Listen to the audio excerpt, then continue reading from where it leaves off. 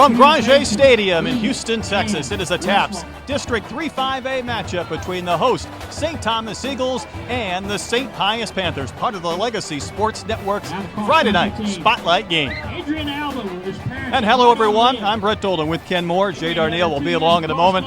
Great to have you with us. Should be a fantastic night of high school football. Ken, we have a couple of 8-1 teams here tonight for St. Thomas. Their one loss came in district play to St. Pius. So I know they'd love to even up the score tonight, but just winning the game might not be enough to win this district. Absolutely, and good evening to everyone. For St. Thomas tonight, it's not only about winning the ball game, it's about winning it by 11 points. They lost by 10 to St. Pius earlier this season, so they're looking for an 11-point victory so they can have the #1 seed and bragging rights for a district championship here this evening. Well, St. Pius has an explosive quarterback in Cole Stewart. We'll talk a lot about him tonight. Now, in the first game, he only threw for 20 yards. He ran for a couple of big scores, but containing him would seem to be the #1 effort tonight. Well, Stewart is a dual threat. He's tremendous through the air, 28 touchdowns on the season, but he's equally dangerous on the ground, and that's going to be definitely a challenge for this St. Thomas defense here tonight, and they're also going to have to contend with his #1 receiver, Dimitri Morris. Morris has 18 touchdowns on the season, so he's a dynamic weapon on the outside. Well, as far as St. Thomas is concerned, in the first matchup, they made a couple of mistakes. They give up a block punt for a safety, also fumbled in the end zone, so cleaning up some of those mistakes might go a long ways towards a victory or a potential victory tonight. Well, the Eagles will definitely have to have an error-free ball game here tonight. Giving up 40 points, if they give up that many points tonight, they won't have a chance against this St. Pius team. But if they can come up with some defensive stop, try to control the line of scrimmage, they will have an opportunity for victory here at home tonight. Well, it's time to hear from our coaches in tonight's game, and for that, we'll send it down to the sidelines to Jay Darnell. Thanks, guys. Now joined by Coach Ware. Coach, looking at your preseason schedule there, I don't see how you could schedule any tougher games. You played some very stiff competition. That's really going to help you at this point and further on in the playoffs, isn't it? Yeah, a lot of folks around our place thought I was nuts for doing that, and the way I looked at it is playing some teams that we played in non-district are going to make us better. You know, we would have to play a full 48-minute game and play hard, and you know, coaches would have to do a great job of making adjustments on the fly during the game. So, you know, those games did do a lot for us as far as making us a better football team, making us a better coaching staff, making us a better program. Coach, talk about some of your senior leadership, especially quarterback Cole Stewart. He's a verbal to A&M. He's a stud, isn't he, Coach? Yeah, he's pretty good. I mean, he's a guy that is a great leader. He's a great kid. He's a two-sport athlete that's got a lot of room for growing for him. And you know, he's done a great job for us this year. He's done a lot with his arm, but he's done a lot with his legs as well. So he's really showing folks that he's multi as far as what he can do as a quarterback. Well, Coach, let's talk about St. Thomas now. You beat them 40-30 the first time around. What differences do you think they're going to do, and what do you have in the game plan? Well, I think what they'll do is they'll try to take away what we're comfortable doing. Coach Fitzpatrick and his staff do a great job over there, and I think they're going to really look at taking away the things we like to do, and then on their offense, I think they got to come out swinging. You know, they got to beat us by 10 points or more, and you know, so they got to come out trying to get touchdowns. So what we got to do is just stay calm, play disciplined football, and see what happens. Coach, last time you played, you lost 40-30. So everyone not familiar with TAPS, walk us through the system on what has to happen tonight for St. Thomas to be district champions. Well, we lost by 10 over there at their place a month ago. And what they do is they tally the common district opponents and the final scores up to 28 points. And we beat Tomball Concordia Lutheran 27-0, and Pius beat them 30-10. So if we can win by 10 or more, then we'll be the district champs. Coach, let's go back to that game, 40-30. So you scored a lot of points, but unfortunately gave up a lot too there. Talk about the differences in your game plan coming into tonight. Well, you know, the three things that we talk to our kids about are not turning the ball over, not giving up big plays, and not having any special teams gaffes. And unfortunately, in our first meeting, we did all three of those things. So we're going to try to secure the ball, not give them any short fields, make them march the field, not give them any big plays, and be solid on special teams. Now, I'll talk about them as a team. What do you think they're going to come out doing? You know, running the ball with Cole Stewart. You think they're going to try to throw? You know, since you're the one that has to score that 10 points extra.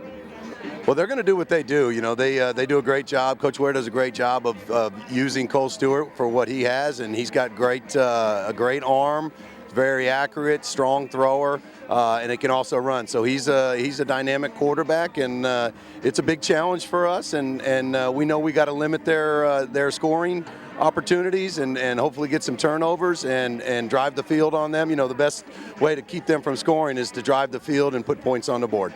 And maybe use this home crowd as a big advantage here tonight. Well, it's an exciting time here on campus. A lot of alumni, all the student body, faculty, and parents are here. So hopefully we can give them a good show. Thanks for the time, Coach. I appreciate it. Thank you.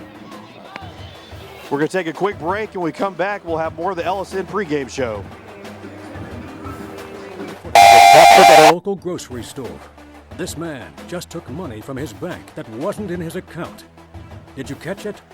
Let's see that again. There, he just got 10 cents back for every $10 or more purchase on his debit card with cashback counts checking from Community Bank. Imagine a bank that actually pays you to use your debit card. Swipe all you can from your bank. Community Bank of Texas. Bank where you live.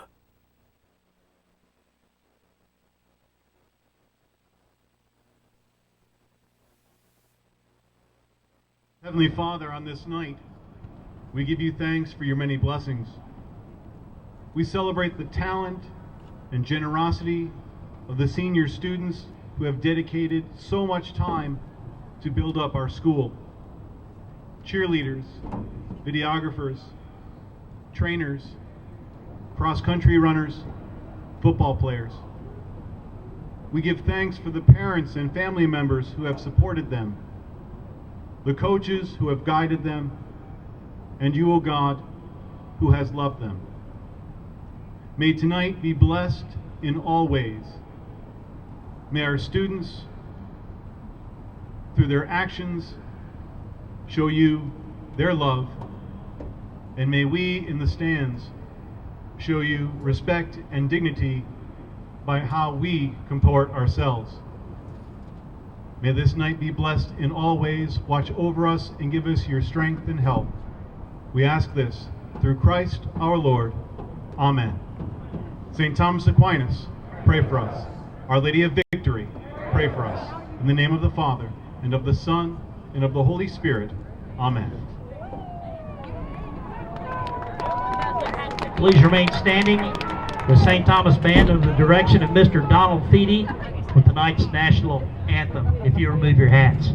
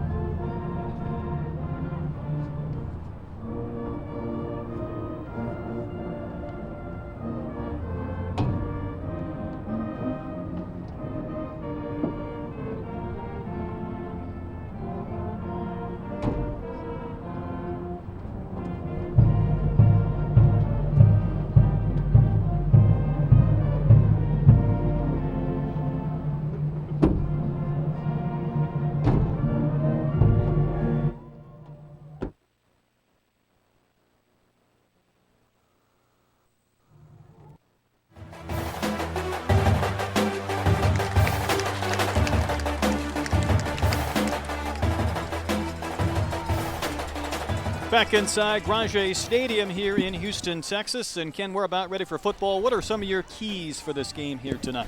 Well, the number one key for St. Thomas is their defense. They're going to have to find a way to control Cole Stewart and this offensive attack for St. Pius. And one of the interesting games that we're going to have to follow throughout the game is St. Thomas definitely wants to win this game by 10-plus points. So it'll be interesting if they have a 6 or 7 point lead near the end of the game. Do they continue to rev it up offensively, or do they dial it back and just be satisfied with a win? It was fun to hear the coaches talk about that scenario in our pregame show with Jay, because it does add a different element than you're used to. Normally, just a win against a very good St. Pius team would be a pretty good task for St. Thomas, but knowing the situation, the circumstances, it might change the game plan from beginning to end as far as looking for chances to put points up on that scoreboard. And a lot of times what you find in these type of situations, when you sometimes focus more so on the point spread than the actual game, you lose focus of the game itself, and you let the game get away from you because you're trying to win by so many points. And trust me, the team on the other side of the field, they're aware of that tonight. Well, that's a great point. They know exactly what the game plan is, and for them, they're going to do their best to put some points on the board themselves, and they've been very good at that this year. We talked about Cole Stewart in the open. I would imagine we'll talk about him a lot tonight, but he dictates the tempo, and he's responsible for a lot of that offensive energy that they'll put forth. And you also have to look at the interior lineman, the offensive lineman. They usually give him a lot of protection. It'll be interesting to see if St. Thomas switches up some of their defense, if they try to come with some blitzes off the edges to try to put some pressure on Stewart. Because one thing you have to do against a solid quarterback, you can't let him just sit back there in the pocket and pick your defense apart. So it'll be interesting to see what adjustments St. Thomas makes from the first game this season to the game tonight. That's another element of this TAPS matchup scenario where you play a team 2 times, a little bit like the NFL. You have a chance to go back and even look at the last game and the game plan. So what you did right, what you'd like to improve upon before you get a chance to play game 2. And when you got a couple of 8-1 teams, it makes it even more fun and enjoyable in this last regular season game of the year to see how these two coaches, Coach Ware and Coach Fitzpatrick, can go head-to-head. And another element of this ball game, you know, it's a television ball game. St. Pius had that experience in week 2 of the season when they had their national broadcast against Sealy. So they know what it's like to play under the big lights. For St. Thomas, this will be their first televised game of the evening of the year. So we'll see how they respond. They'll have the football first here tonight. And what a beautiful night for football weather conditions here in downtown Houston. The weather conditions, 69 degrees, absolutely gorgeous night, clear skies. Winds could be a factor coming out of the southeast at about 10 miles per hour. Deep for St. Thomas, number 6, Colin Karam. St. Thomas won the coin toss. They will receive to start this football game as Javier Ponce will put the toe into it from the 40. 28, kicking off for the Panthers. About to get this one underway, a pair of 8-1 teams here from a jam-packed Granger Stadium in Houston, and we are underway tonight. Short kick that'll be bobbled. The football is loose in a scrum right around the 29-yard line. Looks like Calzari was the one who landed on it, and no return whatsoever. So St. Thomas will have the football from their own 29. Senior Julie Calzari with the starting lineup for St. Thomas. Quarterback Michael Rule in the backfield. Who'll have Chris Zook. 18 touchdowns on the season, over 1,200 yards of total offense. On the outside, Saunter, good tempo. Tight end, Reed Hogan. Up front, led by the left guard, Will Rose. So Michael Rule, the junior quarterback on the first play from scrimmage, will put it right into the line, and that is Zook across the 30 for a couple of yards. Zook, a player you mentioned in those starting lineups, and 9 touchdowns in his last 3 games, so he is having by far his best stretch of this season here in the last quarter of the season. Yeah, we'll take a look at this St. Pius defense, 4-3 defense. Sims, Vickett, Pierce, Hancock, Walker, Severo, Murillo, the linebackers, and the secondary. Fontenot is the big guy to watch. Zook met as he takes the football by Murillo. Very little gain whatsoever. A couple of running plays to start things tonight for the Eagle. Initial contact number. And St. Thomas, they are a team, they like to keep it balanced. They'll run about 50-50 on the ground and through the air, as opposed to when you see St. Pius, they'll throw the football all over the field. See if Michael Rule goes to the air for the first time tonight. Some rollout action, and he will complete his pass. Up near the 38-yard line. The pass was caught by Elam. Number 7, Rawlings Elam with his 7th catch of the year, and it's right at the marker. There you see just a rollout to the right this time. Good route, good comeback route that time by Elam, knowing exactly where the sticks were for the first down, and he had just enough. Pretty good tackle by Will Lockett, but not enough to keep that from being a first down, so St. Thomas will move the sticks just shy of their own 40 on the first drive of the night.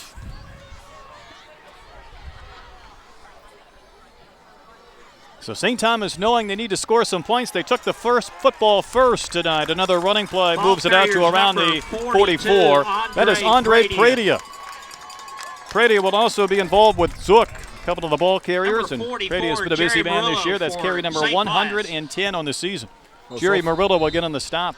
So far on this first drive, St. Thomas picking up some good yardage on first down. There's Zook, and he's up around midfield. A quick hole. And it was Murillo again who had to chase Chris Zook, who's been a busy man this season and already on this first drive. Yeah, you watch the inside handoff. This goes right off left guard. Gets up near midfield. Another first down for the Eagles. Yeah, you'll move the sticks again. So the Eagles on the move, trying to score first here in the opening drive. Zook with the pitch, trying to pick a hole as he moves a yard into St. Pius territory, but that is it. Samuel Pierce, one of the nose tackle, the big nose tackle with the stop on that one, along with Corinthians Walker. For the Panthers. It's 3-4 defense of St. Pius on their heels right now on this opening drive. Couple of first downs so far for the Eagles. Good stop that time on first down. It'll be second down long. Well, St. Thomas last week scored 54 points against Beaumont Kelly Catholic. On the move here in the opening drive, and Zook will be the man in motion. Rule back, looking to throw. There is Zook. Nice grab as the football gets jarred loose, and it looks like the Panthers have it at the 30. Pass complete to Will. Jerry Murillo was there for the big hit when it looked like Zook had made the reception and had a chance for another big gain. But Murillo makes the big play for St. Pius. So you see Zook in motion, and he's wide open in the flat. Pass right on the money, makes the pass, and the ball just comes away. Looks like it may have been stripped by Fontana. Nevertheless, an opening drive turnover for the Eagles, and St. Pius will take over first and 10 just outside their own 30-yard line. Turnovers killed St. Thomas in the first matchup, and there's one of the opening drives. So St. Pius, with their talented quarterback Cole Stewart on his way to Texas A&M, will work from this spread offense with 4 wide receivers. And there's that arm exhibited, and a back shoulder throw is incomplete, intended for Brian Newman. Brian Newman quickly setting the rest of the St. Pius offense. Stewart. Backfield, number 1, running back Micah Massey. Wide That receiver, pass number just a little bit 81, off Sebastian target. Schultz. Stewart on the season 21, completing Nick just 10, under Dimitri 54% of his Along passes, with Newman. but he's been the victim of a lot of drop balls so far this season as well. So again, 4 wide receivers in this formation for Stewart. Another quick flip. This time he will complete to Brian Newman on a short gain up around the 32-yard line, and Joseph Lowry was the first there on the defense. Joseph Lowry, of course, last week Cole Stewart set the Thomas. School record for most passing Stewart's yards, pass was complete to Newman, and breaks he up. just continues to pile up the numbers. Last Third week, in down, fact, long 8. he threw for well over 400 yards and a couple of tosses in the air with 1 completion so far tonight. Brings up a 3rd and 7 for the Panthers. Stewart cocks and throws for the far sideline. That is Morris with a grab across the 43, and a fine play to move the sticks. Dimitri Morris, and there's the guy, Ken, as we discussed Stewart's earlier. pass complete He's been a to big number play 10, receiver all Dimitri season Morris. long. That's 58 receptions. St. Yeah, you Pius see first just a down. little rollout to the right, good protection. You see the nice, strong throw. Has to get it up over the linebacker, and Morris goes up to make a tremendous grab on the sideline. So fantastic play to keep the Panthers from punting. They'll begin with a fresh set of downs. There's Newman again, quick slant pattern, and he is wrapped up by Travis Williamson. Short pass completion to 17, Picked up 3 or Brian 4 Newman. yards, but Newman's been a favorite Colin target Garrett, right out of the number gates 41, here of Travis Cole Stewart. Williamson. Yeah, and what they're trying to do with 44, Newman Hunter Balish. is try to get him in open Defensive space, effort for St. try to Thomas. allow him to make some yardage after the catch. Good job by St. Thomas to hold him just to a 5-yard gain. So 2nd and a short 6 for Stewart and the Panthers. Boy, doesn't take much time before he gets that ball loose. Another completed pass up near the sticks, and that was grabbed by Nick Keene, another one of the guys we'll be talking about a lot tonight. 21, Nick Pearson Keene. Garnett gets credit for the stop. You saw St. Thomas come with the blitz. That's something we thought they would try to do here tonight. Up the middle, linebacker Hunter Balish, but Zook with the quick release gets it off. He's not taking much time to get that football away here tonight. Now they'll go to the ground for the first time, and a first down pickup and more. And you know, guys, y'all were talking about Cole Stewart's arm and, Number 1, and how Micah strong Massey it is. for the He Panthers. can throw a baseball Travis fairly hard, Williamson too. with the And he tackle for plays St. for the Thomas. baseball team here, of course, as well as Bandito select team, he's probably going to be a first, second round draft pick. Yeah, 95, 96-mile-an-hour fastball. Massey carried on the previous try, and he'll carry again as he moves the football inside the 40 down to the 36. And when you think about that, you think about great two-sport athletes, a top-notch quarterback, maybe a first-round draft pick in baseball as a pitcher. His future is very bright. Absolutely, and when you have a decision, usually between baseball and football, you look at going at baseball, a little bit safer. The money's a little bit better, too. We'll take our first time out. Early goings, first quarter, St. Thomas and St. Pius. No score from Houston. When it comes to keeping my car looking good, there's only one place I trust, Bubbles Car Wash. That's because only Bubbles uses Lancel mitts with every hand wash. And their detailing crew removes every last bit of dirt. Only the best for my car, that's Bubbles. My time is valuable. I can't afford to wait an hour for an average car wash. That's why I'm sold on Bubbles. The folks at Bubbles know customer service. They're courteous and professional, and no one has ever done a better job at hand washing my car. If your time is valuable, you'll love Bubbles.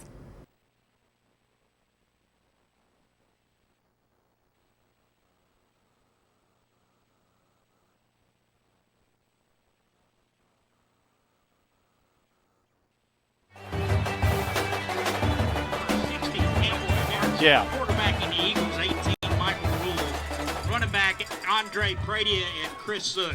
It's a 2nd and 5 play for St. Pius after the timeout on the move into Eagles territory behind their talented quarterback Cole Stewart. But he'll find Massey again. Big hole inside the 20, angling right to the 5, and he will be wrapped up and taken down at the 1-yard line by Colin Karam. He saved the touchdown. But Micah Massey found a hole, and boy, he looked like he might head to the end zone. Massey, you watch the great blocking up front. A huge hole on that right side, and he splits the defenders. Again, it's a race to the end zone. He gets dragged down from behind, but it'll be 1st and goal for the Panthers. Well, good job by Karam to make that tackle, save the touchdown for now, and Massey tries to get in the end zone but goes in reverse, lost a couple of yards. You see Travis Williamson there involved in the stop. Also Parker White, one of the big linemen who could be on his way to Air Force or Army, even HBU, some of the schools that offered him scholarships just this week. But it's 2nd and goal from the 1 or the 2 as the Panthers shuffle on some players and try and put the football in the end zone first here tonight. Stewart will give to Massey, and he goes backwards one more time. It was Cameron Arndt with the tackle for the loss. Eagles trying to come up with a goal line stand, and that's a blown assignment on the offensive front. Not sure who was at fault, the center of the guard. And now it's going to be 3rd and goal from back at the 5. Boy, Arndt was in the backfield almost as Massey took the football. So after that big gainer all the way to the 1, he's gone in reverse on a couple of plays. So it's 3rd and goal now from the 5 as you see Stewart looking over to the sidelines for a signal or a play. And the Panthers are going to have to burn another timeout here in the first quarter. That's their 2nd timeout so far. So we're going to keep it here as both teams will try to figure out this big 3rd down play coming up. But so far, St. Thomas had a good opening drive as we take a look at their offense. Stewart, the main guy, Michael Massey, we've seen a lot of him so far in this ball game, came in with over 680 yards on the ground. Demetri Morris, the big-time receiver on the outside. Brian Newman, we've seen him a lot as well. The big offensive front, Ralph Elston, Webb, Hartman, and Vickett. And we'll take a look at the St. Thomas defense. White, Redley, Arndt, and Lowry. The linebackers, Police, Williamson, Garnett, and Seaman. And the secondary, Menace, James, and Karam. All right, so after the timeout, the Panthers have 3rd and goal from the 5. They had 4 wide receivers to the left side of the line.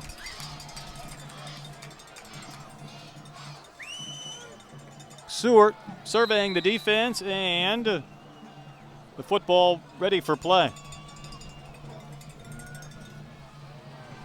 Stewart's going to keep diving for the goal line, and he is short.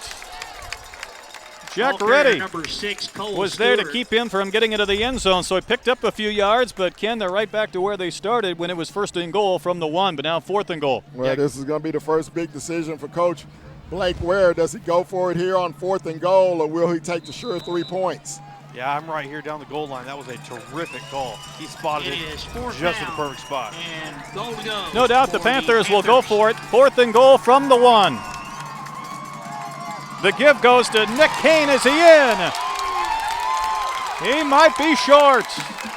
Nick Kane was denied the end zone, and the St. Thomas defense with a big stand, 4 plays, so they couldn't get the 1 yard to get in, and Palish was one of those involved on the stop. Well, we look at the interior penetration, and it is very good by that Eagle inside front. A gang of Eagles stop him at the goal line, so a tremendous goal line stand for St. Thomas, as they'll take over on downs, 1st down at their own 1 yard line. Yeah, backed up into their end zone, as you can see. Michael Rule from the gun, taking the snap and giving to the first man through. Andre Pradia able to break through, get a couple of positive yards, get away from the end zone, and he was 1 step away, Ken, of maybe really picking up some big yards. Yeah, he had a big hole.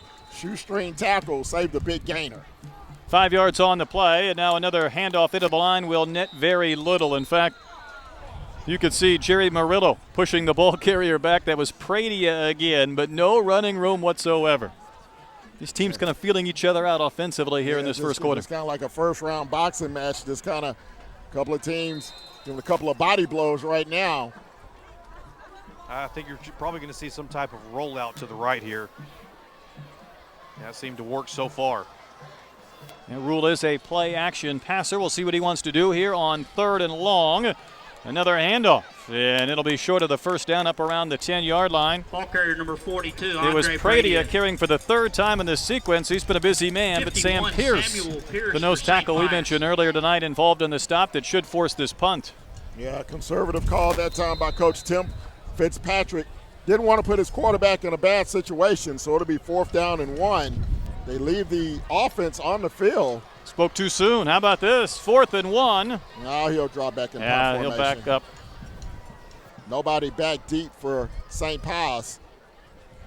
Doug Sauter, the rugby-style kicker, will put the toe into it, and this football can bounce for quite some time as it goes inside St. Pius territory, and it'll be down at the 49-yard line. So Sauter's punt wasn't returned, and St. Pius will get the football back.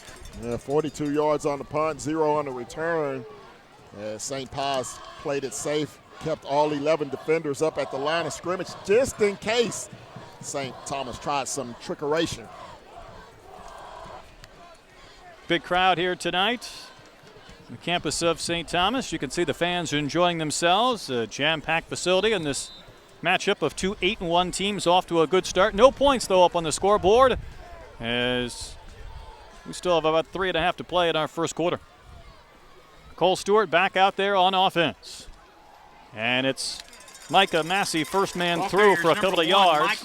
Massey had the big run all the way to the 1 of the previous drive, but then 4 plays did not result in a score for the Panthers. And no gain on that play, so it's 2nd and 10. Yeah, good penetration once again. St. Thomas doing a good job at the line of scrimmage. They did give up the big run to Massey. Outside of that, they played fairly well so far against this high-powered attack. You can see the Eagles shuffling some players on late defensively after the changes made by St. Pius. So Stewart under center. Little play action. He doesn't see the football. Joe Lowry knocked him down, but the football is picked up by the Panthers. Lucky to get it back. That'll be a big loss, but it could have been more as Cole Stewart took a tremendous shot from the defensive end, Joe Lowry. Well, Lowry came from his right defensive end position. You see him lined up at the bottom of the screen. Just beats the tackle off the play, and a blind side hit on Stewart. Luckily for St. Pius, Johnny on the spot with the recovery was 62, Ralph. And he saves another turnover. Pretty good play by the lineman Ralph to at least pick up the football. But it's 3rd and 21 for Stewart and company. The wind is behind them here in this first quarter. Stewart on the rollout has some time. Shows off that arm. This ball might be picked, intended for Morris, and it'll be incomplete. Colin Karam was there defensively, and he had that play read perfectly. Good coverage downfield by the Eagles secondary. It's 4th down coming for St. Pius. Stewart had time. He rolled out to the left. but there was no open receiver downfield. So a 3 and out for. And going back to that last play, I couldn't see who it was, but was that an offensive lineman that grabbed it? Indeed. It was. Left tackle Anthony Ralph. Of course, he was the man also beaten, so you need to help him make the play. He's working on his ball handling skills. Needs to work on those blocking skills a little bit. Cole Stewart will also punt. Tries to angle one to the right sideline, and this ball will not be returned by Heck, and it will roll out around the 11-yard line. So if that was an offensive lineman, should that have been illegal touching? Because it was not a fumble. It was an interception. Well, it went backwards off his hand, so he could touch the football. Well, you think of this first matchup between these two teams, those 70 points. We might have a scoreless first quarter inside 2 minutes to play here in our first. Good news for St. Thomas, they have the football back, but bad news for the second straight time, very poor field position deep in their own territory. I think with the way their defense has stood up, though, they'll take the bad situation as opposed to points. Pradia moving the football forward across the 12-yard line. A lot of gray shirts there to wrap him up and throw him down. Looked like Clayton Owen was one of those involved defensively, but a pickup of 3 or 4 yards, and Pradia is slow to get up. Clay Owen and Kenneth Dana for St. Pius. But again, another good gain on first down. They pick up 5 yards, so it makes it a much better situation for their offense at 2nd and 5. Rule with a quick toss, left sideline, and the pass is caught and complete. Doug Sauter able to make the catch. Pass complete from Rule to Chase Sauter Fontana there defensively, but on the short gain, it's enough to move the sticks and give St. Thomas a first down. Yeah, just a quick little hitch route on the outside, just a quick little 2-step drop, fires it out to the open receiver. Defender giving him a lot of cushion. Easy pitch and catch for the first down. So it's Pradia again, plowing off the left side of the line, moving the football out to around the 33-yard line where Sam Pierce wrapped him up after a pickup of 4 or 5 yards. So nothing fancy so far from the Eagle offense. Just straight bread and butter, pounded inside, short passes to the outside. Oh, and there's an offside penalty. Movement by Murillo. He's been busy tonight, but a free play and the deep ball down the sidelines, and that might have been an interference penalty as well. Doug Sauter was campaigning for one. It looked like the D-back had him locked up. And on a free play, sometimes that's not the worst scenario. And you see our head referee tonight, Michael McCall, against St. Thomas, holding off sides, but no pass interference penalty in addition to the 5 yards. So you'll see the jump right there from Murillo. That provided the free play. Yeah, he's just a little early to the party. The party doesn't start to 10. He got there about 9:30. It's Chase Fontana who was locked up a bit with Doug Sauter on the deep ball. But on the 5-yard walk-off, it'll still be second down, but second and a long one for St. Thomas. And they'll move the sticks again on a short gain. Pradia just continues to grind out some yards in his own territory, moves the football across the 35. The change will move, 1st and 10, St. Thomas. Well, it's all about tempo for both of these teams, and St. Thomas right now keeping a good tempo going. Even though they're running a controlled offense, they're keeping the St. Pius defense on their heels. Bobbled snap by Rule, but he collects. And his pass nowhere near the target on the near sidelines. Rule's pass intended for Elam. Was intended for Elam. Yeah, I think he expected Elam to break outside. Elam broke inside. Miscommunication there between the quarterback and the wideout. It'll set up a 2nd down and 10. No score here in our first quarter between a pair of 8-1 teams with the District 3-5A title on the line here tonight. Rule looking to throw again. There's Zook. What a cutback at the 45, and he will be knocked down at the 47-yard line. It is Colin Karam, 6 instead of 5, who made the catch. Will Lockett finally able to make the stop, but not before another nice gain and a first down for St. Thomas. Yeah, Karam, the inside slot receiver, just comes from left to right on that crossing route, makes up a nice gain, gets up near midfield, first down at the 47. St. Thomas keeps the chains moving. Yeah, Segura was the man who missed Karam after his sharp cutback maneuver. I think that's going to be the last play of the quarter. Indeed it is. So a scoreless first quarter here tonight from Grand Chase Stadium. Fun one so far, but no points up on the board between St. Pius and St. Thomas on the Legacy Sports Network.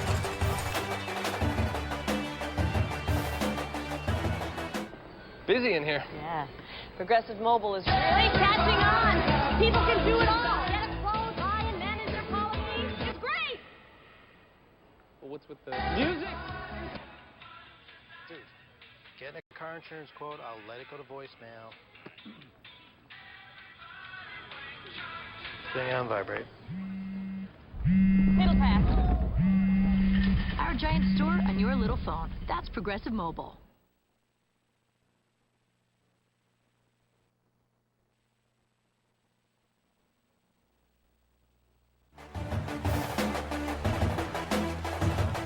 Allegiance Bank of Texas, with 8 locations in the Houston area. It's not what they do, but what they do together. That makes the difference.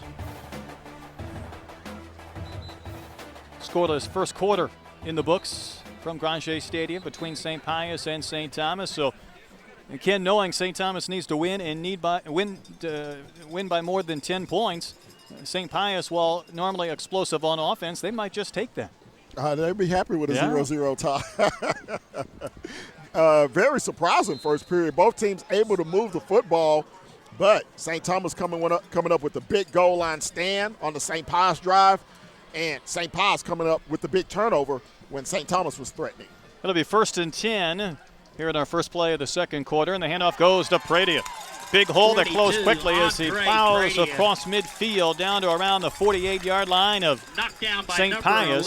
11, Robert Wolf, for St. Pius. Senior linebacker, able to make that stop when it looked like Pradia had a pretty big hole. Once again, just running right up the gut, right behind his big center, number 58, Mason Lane, opening up some holes in the middle of that St. Pius defense. Ruled on the draw, fights to get back to the line of scrimmage. Not much there. Joel Segura was able to track him down.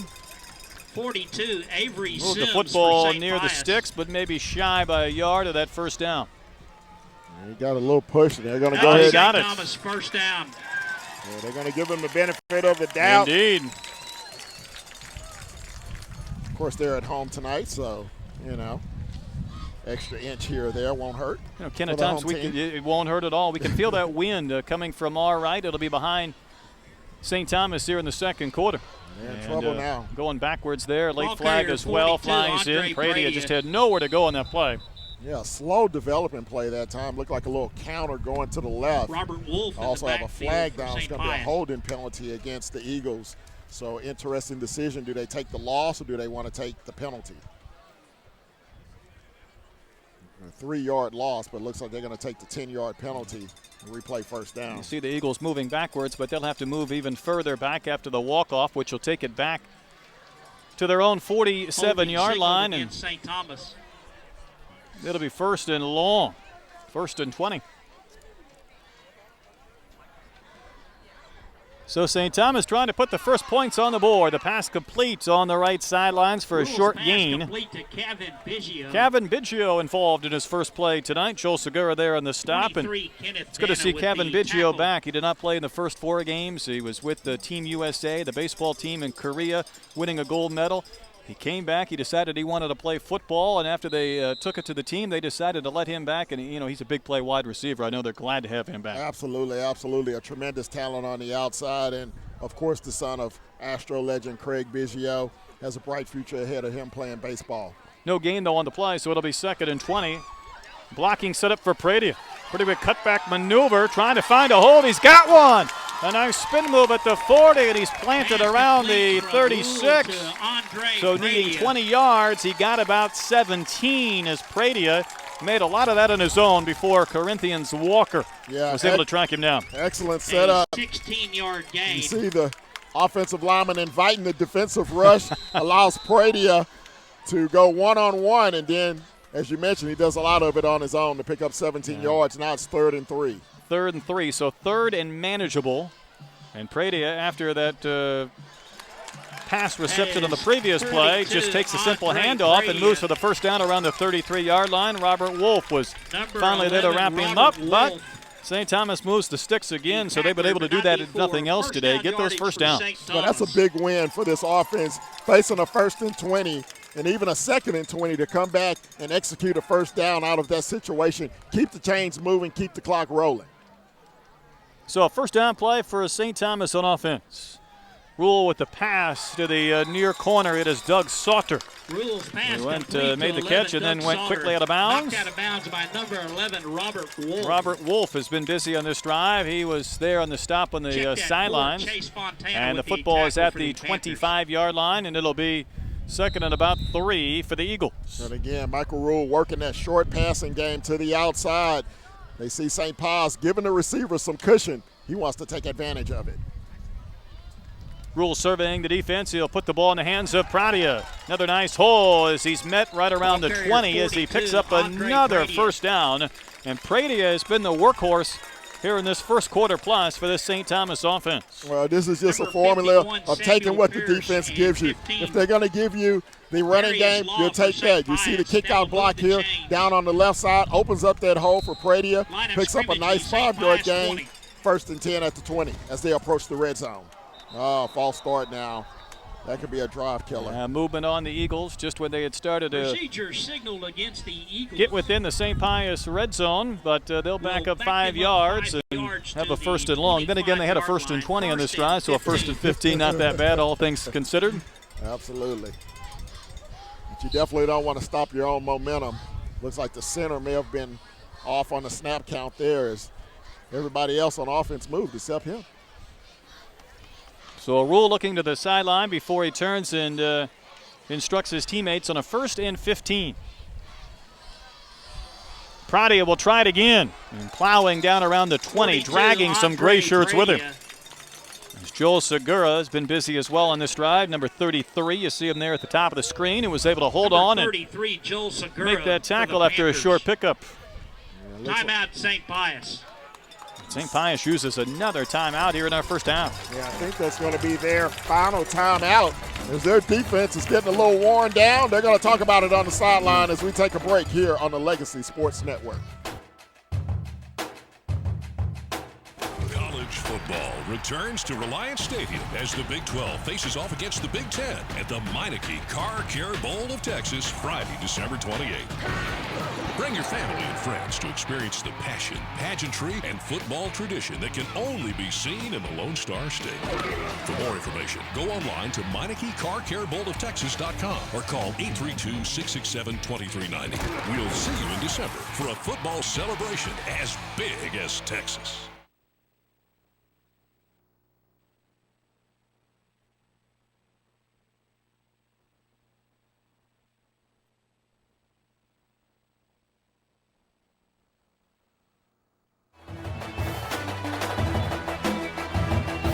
There you see the lights of downtown Houston in the distance.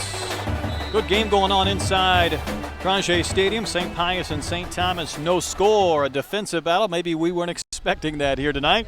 There's Sauter on the pass play. He's wrapped up at the 10. Did he lose the football? No, they'll just say incomplete. Chase Fontana knocked that football loose. It looked like a catch, maybe a first down, then a fumble. All for naught, incomplete, says the official. We'll see if we have a second look at this one. If not, it was a very close play on the sideline. Nevertheless, it's going to go as an incompletion. Well, St. Thomas now has a tester, 3rd and 10. 4 wide receivers in the game, and we'll see which one Rule will try and identify. He's going to throw on the run, and the pass skips in front of his intended receiver right around the 9-yard line, intended for Karam. Marcus Evans was there on the defense, but now it's 4th and 10, and we'll see if the Eagles want to try and get points via the field goal to start the scoring tonight. You see Rule the roll out there, had a receiver, threw it low where only his man would have an opportunity. Didn't want to take a chance on an interception. Jack Brady will try the field goal. It'll be from 38 yards. He hit a 37-yard game winner against Strake Jesuit. The left-footed kicker with plenty of distance will knock one right through the uprights. A 38-yard field goal from Brady. And the Eagles strike first. They lead 3-0. 3-0 St. Thomas. Well, an excellent drive that time by the Eagles as they put the first points of the board. And the game will re-air. Good job by St. Pius. They gave up a lot of yardage, but they were able to at least bend but not break and only give up the field goal. Yeah, boy, their defense was on the field quite a bit, though, in that last drive. Yeah, absolutely. They had to burn a timeout. Scoreboard still shows them with one timeout remaining, but their defense did get worn down, and that's one thing that St. Thomas wanted to do coming into tonight, keep that potent St. Pius offense on the sideline. The less Cole Stewart, the better for them. Yeah, the mission accomplished so far. Stewart will get the football back, but he'll be going into the wind here in the second quarter, down 3-0 with about 8.5 to play before intermission. Again, St. Thomas 8-1, 5-1 in district play. St. Pius also 8-1, but 5-0 in district play. Yeah, the difference on the season, St. Pius with a 10-point victory earlier in the season on their home field against St. Thomas. So the Eagles looking for revenge tonight. They're off to a good start. Well, with that win behind Brady, he might be able to pop one deep on this kickoff. It'll be interesting to see if he'll try one of those pooch kicks, tries to get it up in the wind. See if one of their up men can recover a possible loose football. See how they play it. Looks like it's Eric Moore who does the kickoffs instead of Brady. So it's Moore who will run up to the football at the 40, and he'll put the toe into it and drive one back into the end zone. Nick Kane is going to bring it out. Right up the left hash with a head of steam and more, and he gets across the 20. And that's where St. Pius will begin. 1st and 10, now trailing 3-0. Good return that time to bring it out of the end zone. Looked like it may have was going to go over his head. But Kane able to bring it out, cross the 20. And that'll set up St. Pius with a 1st and 10. They'll officially mark it at the 22-yard line. That's where Stewart and company will resume their offensive attack. Boy, I mentioned earlier, though, Stewart last week set his school's all-time passing record. It was set by Billy Noonan. He's now a senior quarterback at Benedictine College in Kansas. Noonan, of course, broke the record set by Gary Kubiak back in the day. All right. Stewart with the wind behind him will not throw. He'll give it to Micah Massey. And boy, he ran into a wall of red shirts right at the line of scrimmage. 63, Parker White. Eagle defense fired up. They're well rested. They spent about the last 5 to 10 minutes over on the sideline getting a breather. They come out fired up on that first down play, drops him for a 1-yard loss. Parker White with the tackle. He led the rugby team to a state title in the spring. There's a motor that doesn't stop, says Coach Fitz, and he made the play to force a 2nd and 10. Now we'll see if Cole Stewart goes to the air, and he'll find his favorite target. That's Dimitri Morris. He'll have the first down and more up around the 40, so that's a gain of about 18 yards. As Stewart starts to pick up a few more yards and add to that school record through the air. You talk about Morris. Watch this grab. Watch this throw and catch. Throws out all kinds of time, puts it right on the money, and look at him, just goes up with his hands, just brings it down, never comes to his body. That's the second real good leaping catch he's made in this game already tonight. Stewart on a design keeper, picking a hole. Now he tries to get the corner, and he has the blocking set up. Stewart making men miss, and boy, he's tough to bring down as he races to about the 37-yard line. Huge gain for Cole Stewart. David Jones as well, but you see the full repertoire from Stewart on the last 2 plays. A tremendous throw to Morris. Now you see the athletic ability of making men miss. Puts his head down, gets some extra yardage at the end of the play, and there may be a little bit extra tacked on here against St. Thomas. There will be. Foul indeed. Against St. See the Thomas. personal foul. Well, Stewart had touchdown runs of 45 and 46 yards in that previous game against St. Thomas, the 40-30 win for the Panthers.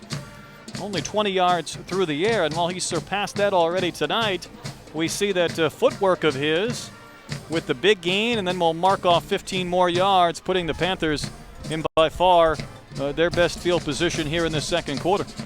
They had the ball 1st and goal on the 1 in the first, but did not score. Down 3-0 on the march, nearing the Eagles' red zone. And the handoff goes right into the line for a short gain. Initial contact, Micah number Massey, 50, Jack Reedy, who was met by Jack Reedy, one of the up-front linemen in this St. Thomas defense. And then that quarterback was Kilpatrick, son Kilpatrick, and that quarterback right now, so not sure if we'll get an update here in a second as to why. That's Kilpatrick and a slip.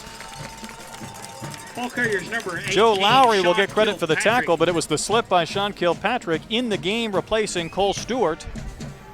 That was the tackle for a loss and will back up the Panthers. So we've seen both teams can get close to that red zone and then go in reverse gear for one reason or another. Yeah, and Stewart,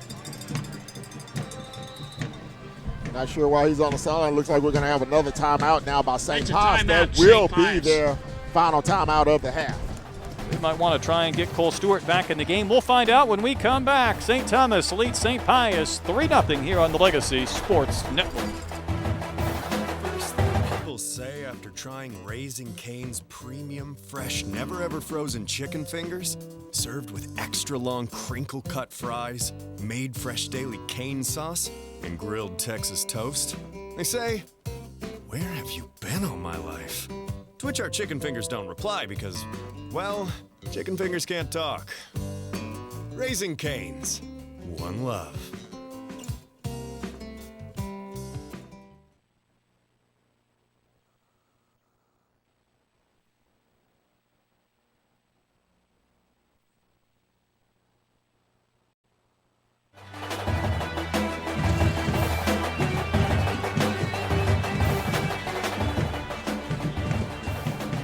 Well, for over 5 decades, Lodge Lumber has been providing quality forestry products that are readily available, all delivered with personal service. Lodge Lumber Company.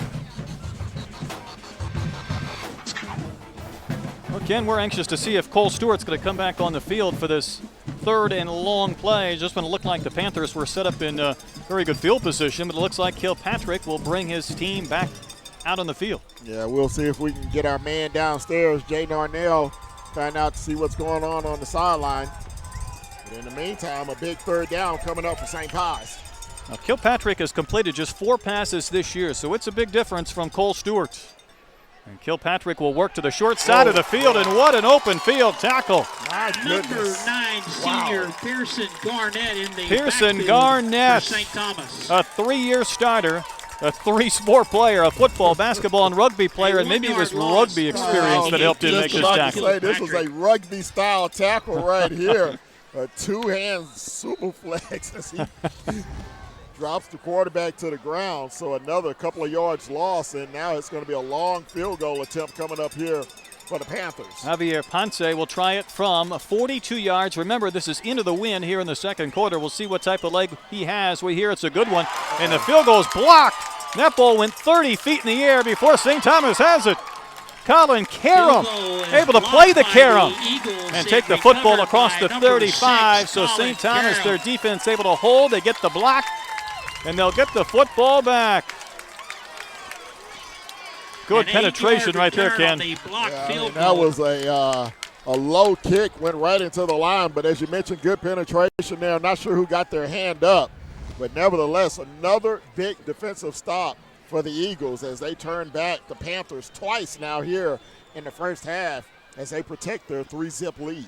The coach was talking with Jack Reedy as he went off the field. Not sure if he was one that got the hands up, but it was very good penetration by the defensive line to have a chance for that block. Apparently there was some type of penalty on the play that'll go off against St. Thomas. They will retain possession, however. Boy, Coach Fitzpatrick not happy. Unsportsmanlike conduct. Unsportsmanlike conduct. Negates the block. It puts St. Pius back on the field. Oh, wow. And will give them a 1st and 10. That unsportsmanlike was a dead ball foul, so it's 1st and 10 St. It's Thomas. a dead ball foul. It'll be St. Thomas football. So that's a lucky break for the Eagles. So St. Thomas does get the football, but they're backed up now at around their 21 instead of having the football in much better field position. It's been kind of a ground game effort tonight from Pradia and company, and he'll carry here as he runs across the 25-yard line. Kenneth Dana went along for the ride, and boy, Pradia has been a busy man to say the least. We came in talking about Chris Zook, his 9 touchdowns in these last 3 games, but Pradia has been the breadwinner so far. Yeah, so far, he's been a one-man attack rushing the football. Gained 4 in the previous play, and he'll try it again. A bigger hole this time.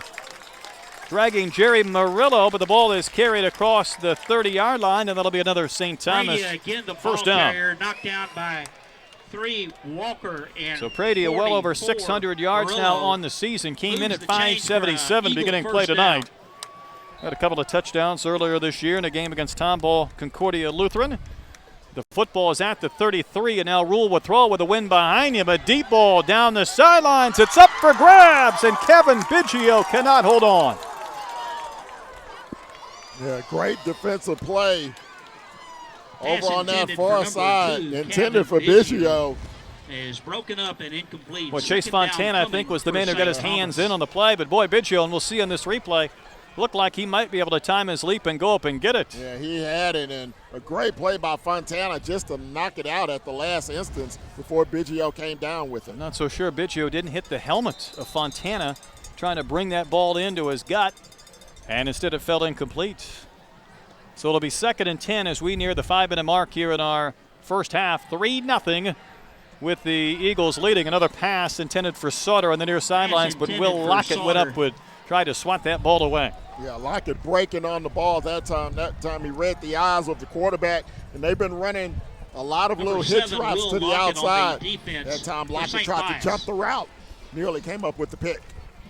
Guys, 3rd and 10 for the Eagles. So to bring up 3rd and 10. 33-yard line. Guys, going back to that injury, it looks like Cole Stewart injured his right shoulder. His pads are off, and the doctors are looking at his shoulder, trying to find the range of motion there. Not a good sign. Well, he didn't play in the last game last year in which St. Thomas won 42-13 without Stewart. So that could be a game changer as another carry goes to Ruled himself, but got very little. Murillo on the stop, and now the Panthers should get the football back, even though we may not see Cole Stewart. Oh, now that will definitely change the complexion of this football game for St. Pius. So Sauter to punt on 4th and 12. He doesn't take that normal drop. Remember, he's kind of a rugby-style punter, and there you see the run in the boot. And it'll bounce inside the 35, and it'll continue to roll for a few more seconds until it's down to the 32, and that's where the Panthers will have the football. We'll be back for the remaining 4 minutes here of our first half. St. Thomas leading 3-0 on the Legacy Sports Network.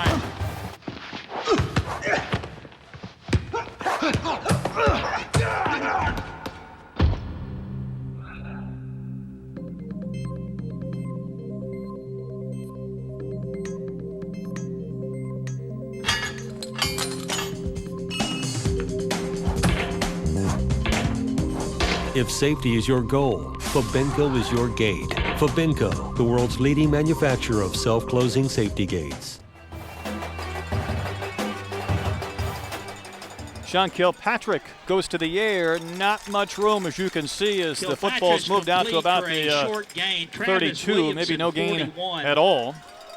Now we'll see how this game plan changes for St. Pius with Sean Kilpatrick in the ball game. You sure saw the short pass that time to try to get him into a rhythm. Again, just 4 pass completions on the season entering play tonight, but now picking up the slack for Cole Stewart, as we heard, who's on the sidelines. A design keeper there for Kilpatrick. Not a lot of running room, but he'll move it across the 35 to up about the 38.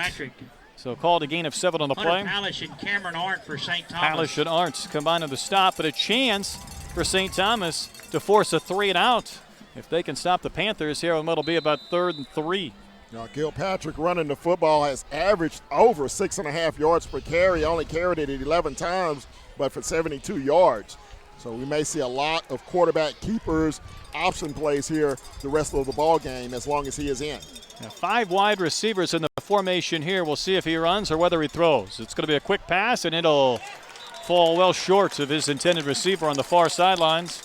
Pass intended for 81. It was intended for Sebastian Swartz. But even had that pass been completed, Ken, it probably wasn't going to go for the necessary yards to move the sticks. Yeah, quick 3 and out once again for St. Pius as we approach the 3-minute mark, 3:01 remaining here first half. So St. Thomas will get the football back. They'll have the wind behind them as they'll try to put some more points on the board before halftime. Pons will punt, and Harrison Heck hopes to get a chance to return for St. Thomas. And there's a penalty flag and some movement before that punt could be booted away. Like Autumn leaves, and it's a procedure call against St. Pius. Yeah, looks like one of the up men move prematurely for St. Pius. That's going to cost him 5 yards. So, needless to say, this is not how Coach Blake Ware drew up this first half for the Panthers. No, not absolutely not. You get a 1st and goal. St. Thomas comes up with a big defensive stand. You have a field goal blocked, and your quarterback gets hurt. Couldn't be going That's any a hat worse trick right now. there. Yeah, it is. These remaining 3 minutes probably can't go fast enough, barring another game-changing type play. And the rush is on, but the kick from Ponce went straight up in the air. This might bounce backwards. In fact, it was hit by one of the Panthers at around the 46 or 47-yard line. So it'll be very good field position for St. Thomas, leading 3-0 and the win at their back for the remaining 2:50 here of our second quarter. Only a 19-yard punt, so that's going to set up the effort Eagles first near and 10, St. midfield. Thomas, their own 49 They still have yard 2 line. timeouts remaining. It'll be interesting to see if they try to open it up, or if they'll continue with the ground game and the short passing game. Andre Pradia has been the busy man so far tonight. He'll line up to the left of Rule, as you can see, working from this spread offense and from the gun. They'll begin from the 48, and Rule will look to go to the air, and he will find Pradia on a flip. No, he didn't. The ball was deflected. We saw that play before with a lot of gray shirts chasing Rule. Pradia caught the previous one. This time Avery Sims was able to get his hands up and make the deflection. Yeah, good defensive play. Looked like another big gainer as Pradia had some green grass in front of him. Pass deflected at the line, falls incomplete. Yeah, he had the blocking set up, didn't he? He did. Had a convoy in front. So it'll be 2nd and 10. And Pradia to carry right up the middle. Bouncing off tacklers.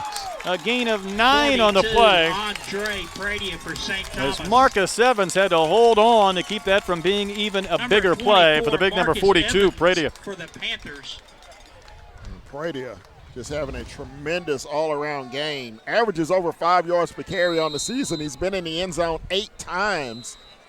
Coming to tonight with 577 yards on the ground, and he's padding his season total tonight. 4 or 5 yards after contact of the previous play. He'll carry again. He'll burrow inside the 40 and move the sticks for St. Thomas. And Hanson and And that's what you want your ball carrier to do. He rarely goes down when the first defender hits him. It usually takes 2 or 3 hits on his body before he falls to the turf. Now, we've seen that a handful of times tonight. So the Eagles with the football and the momentum. We'll have about 2.5 minutes here before halftime, and just a short gainer there for Pradia, so not much running room into this defensive front for the Panthers. Jerry Murillo again involved in a stop for the Panthers. This defense has to be getting worn down. You see big number 76 for St. Pius checking in now. That's Michael Vickett. Rule to throw. There's Sauter. Hit as he made the catch inside the 30, near the marker, very close to a first down. Knocked down by number 7. Sauter began tonight with 25 receptions. He's been a target a couple of times of Michael Rule, the junior quarterback, and you'll see it here in the replay. And they may be setting up and out and up. As you see, number 7 for St. Pius, Will Lockett slowly creeping up on the outside on those hitch routes. Pradia on 3rd and short, doesn't pick up much, but he didn't need much. He'll move the sticks as he climbs inside the 28-yard line, and we'll have a first down. Samuel Pierce and Jerry Murillo get credit for the combined tackle, but not before the Eagles set up a fresh set of downs. I'll tell you what, they have Lockett set up for an out and up. He is now, they have press coverage on the outside receivers now.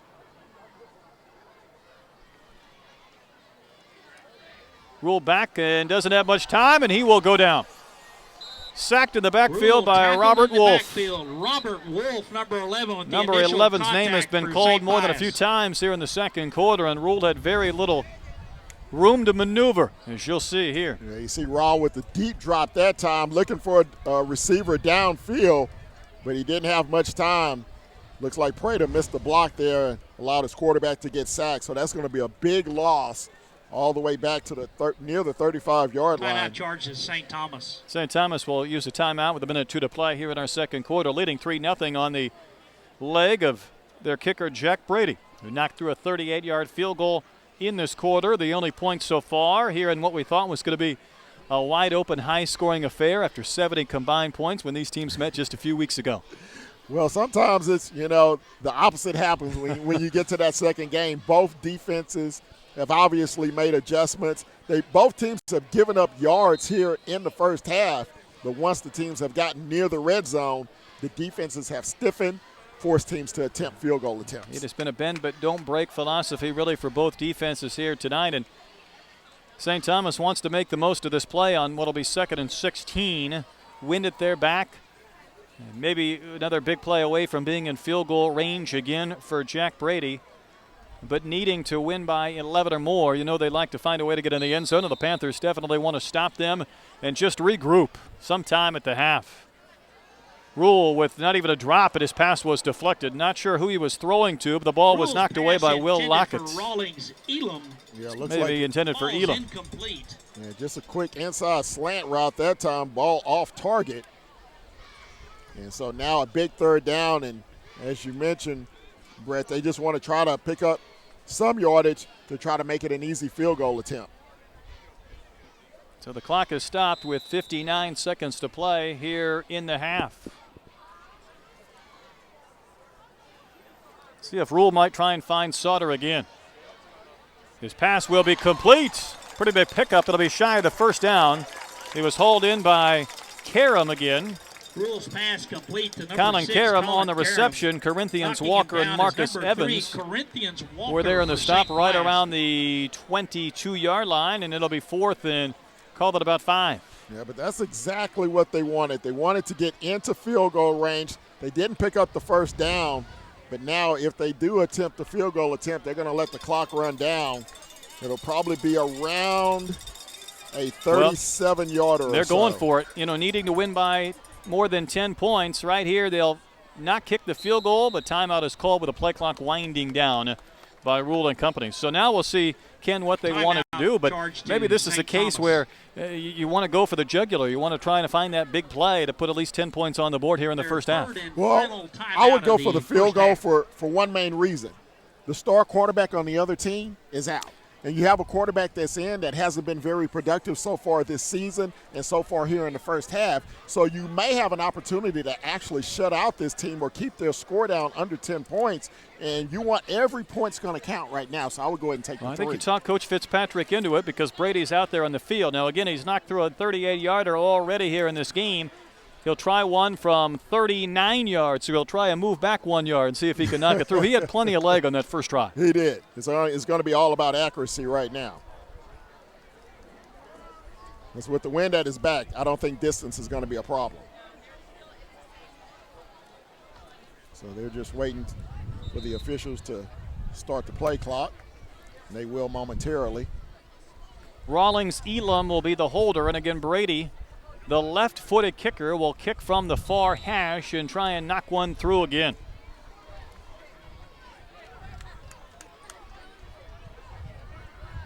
Clean placement, and the kick is on the way. It has plenty of leg, and it is good again. Brady kick So Brady, after a 38-yard field goal earlier, just made one from 39, and it's Brady 6. And St. Pius nothing. 39 yards. Well, again, I definitely agree with that call. You want to get as many points on the board as you possibly can. St. Pius is hindered right now offensively. They're going to have to regroup at halftime. So you're going to lean on your defense if you're St. Thomas. Only 11 seconds remaining here in the half. You want to make sure nothing crazy happens. I wouldn't be surprised to see a squib kick or a little pooch kick here to end the half. Well, the St. Thomas cheerleaders have something to cheer about. A strong first half from their defense, putting up a goose egg and a couple of field goals from Jack Brady, accounting for the 6-0 lead here at Granger Stadium. A couple of 8-1 teams doing battle tonight. And I don't know about you, though, Ken. I'm going to be curious to see about Cole Stewart in that second half, whether or not he's going to be able to come back and play after the halftime break or whether that injury will be enough to keep him out the remainder of this game. Yeah, and we'll see if our sideline reporter, Jay Darnell, can get an update before halftime. It did not look good. If I had to guess right now, there's no way he's coming back. Thanks, Jay. Good insight from down on the field. And Panthers will have the football back, but there's only 11 seconds to go. So after this squib kick, we'll see how much time might be remaining for the Panthers, or whether or not they might just take a knee then and take it to the house here at intermission. Deep for St. Pius. That football might just sail into the end zone again. Morris will return from the goal line, right between the hashes, trying to find a hole. And dancing between tacklers, but he's eating up some clock, and he'll be down at about the 18-yard line. Morris with C.J. Seaman gets credit for the tackle with 4 seconds to play here in our second quarter. Now that last drive by St. Thomas, 10-play drive, took 2 minutes, 41 seconds off the clock. Brady with the 39-yard field goal, and that's where we stand as we approach halftime. Eagles surprising the Panthers 6-0. Doesn't look like the Panthers will be too aggressive here. Some 88 yards from the end zone, and in fact Kilpatrick will take a knee, and that will do it for our first half with the keeper at the here in this halftime matchup. score, St. Thomas 6, St. So Pius St. nothing. Thomas, a couple of field goals. They've had all the scoring off the toe of Jack Brady, and they lead St. Pius 6-0 here at the break. All right, we're going to go down to Jay Darnell. Jay, who do you have? He's having a friendly discussion with the officials right now. I'm going to try to catch him as soon as this is over. I'm definitely not going to get in the middle of that, guys. Yeah, that's not a bad game plan, and Coach Fitz, he doesn't exactly like what he's going to hear, so we'll wait and see Jay to have some comments as well from Coach Fitz, but he has to be happy, I'm sure, with his 6-0 advantage, but there's clearly something he wants to get straightened away with our officials before he heads and talks to his team at the half. Hopefully Jay will get the happy Coach Fitzpatrick after he gets done with this, I with hope this it's so. rhubarb. You know, and Brett, you're kind of familiar with these rhubarbs down on the field. They do liven things up a bit, don't they? So well, Coach Fitz is on the move now, but still getting some explanations from our crew, and we'll see if Jay can track him down. Coach, real quick, well, first of all, what was that about? Well, you know, it's a physical game, and just want to make sure that the refs are calling it fair both ways. So, you know, there's some stuff going on after the play, and we've been called for a couple, and they haven't. So, you know, that's the nature of the beast. Your kids have to be under control, and that's my job as the head coach. So, I got to do a better job of making sure that they're playing snap to whistle, and that's it. Coach, let's talk about that defensive stand there. What defensive plays did you call right there? That was a terrific job. It was base defense. You know, sometimes that's your best defense when you don't have to draw stuff up in the dirt, because when you do that, sometimes they can find a weakness. So we just played base defense, and our kids were prepared for goal line and what they like to do, and that was a big stand for us. Well, with Cole Stewart out of the game now, are you going to make any defensive changes? There will be a few.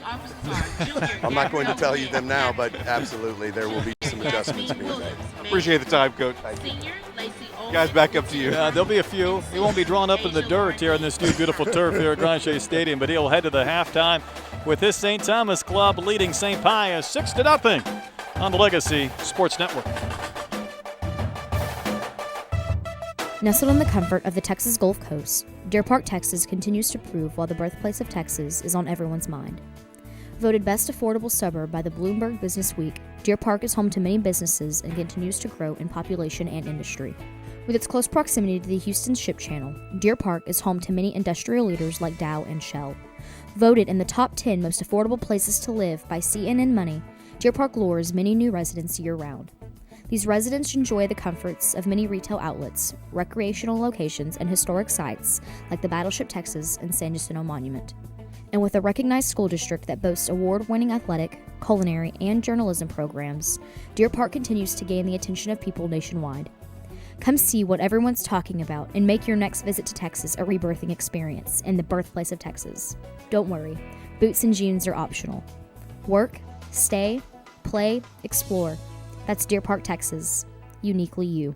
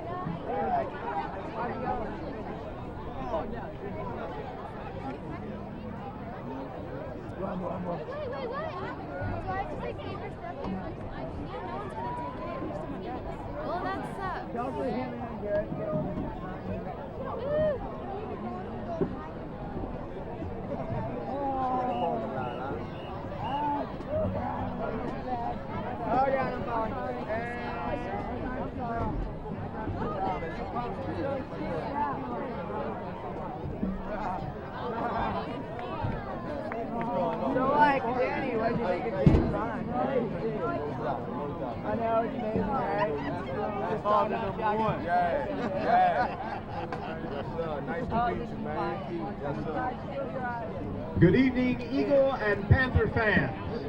For your halftime entertainment tonight, Pride of St. Pius X High School, the mighty marching Panther Band and Color Guard. Tonight, the Panther Band and Color Guard will perform their musical salute and their marching contest show titled Salute to Santana. Band and Guard will play and dance to the tunes titled Everybody's Everything, Oye Como Va, Evil Ways, and Smooth. The band and color guard are under the direction of band director Ms. Debbie Swindler. Color guard is under the leadership of Captain Hallie Smith. The band is under the leadership of student conductor and band class president Jesse Lara, and under the field direction of drum major Christian Mercado. Drum major Mercado, is your band ready?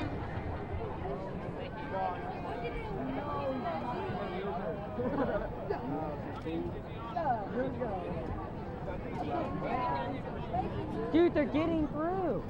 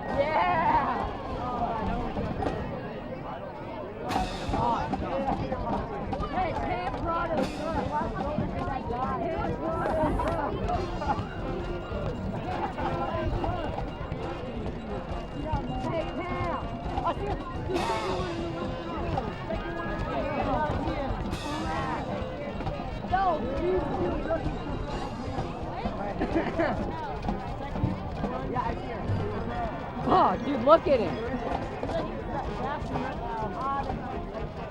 Wait, that's JD. Dude.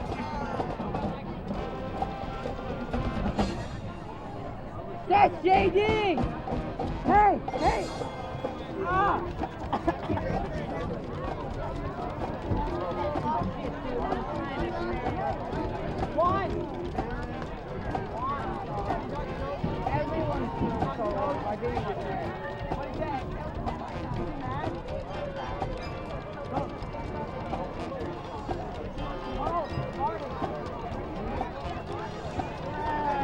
My bad. Excuse me. Hey, dude, they go and mess us up with some stuff. I'll tap it. Tap it.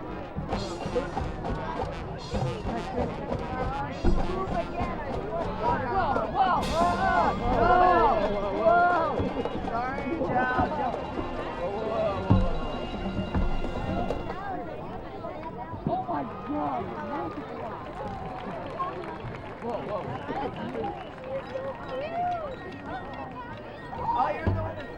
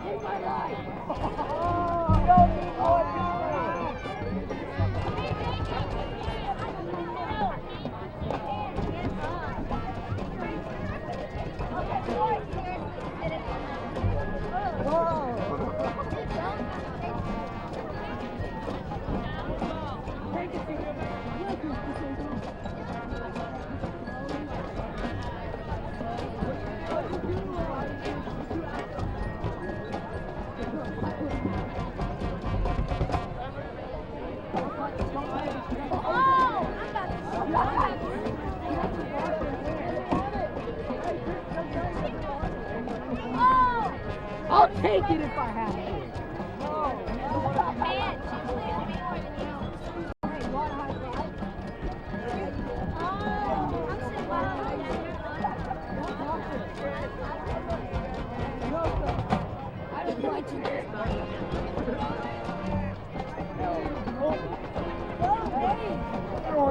My bad.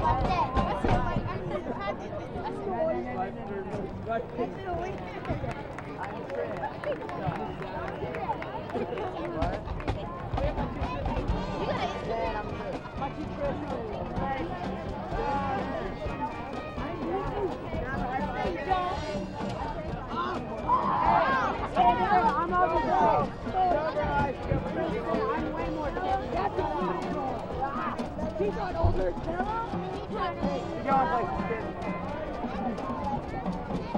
Oh man. Wow. I know all you ever do. Pretty soon you're going to be one of us. You should do what? Me? I thought, no. I'm straight up. No, you didn't. You told me. Look at this.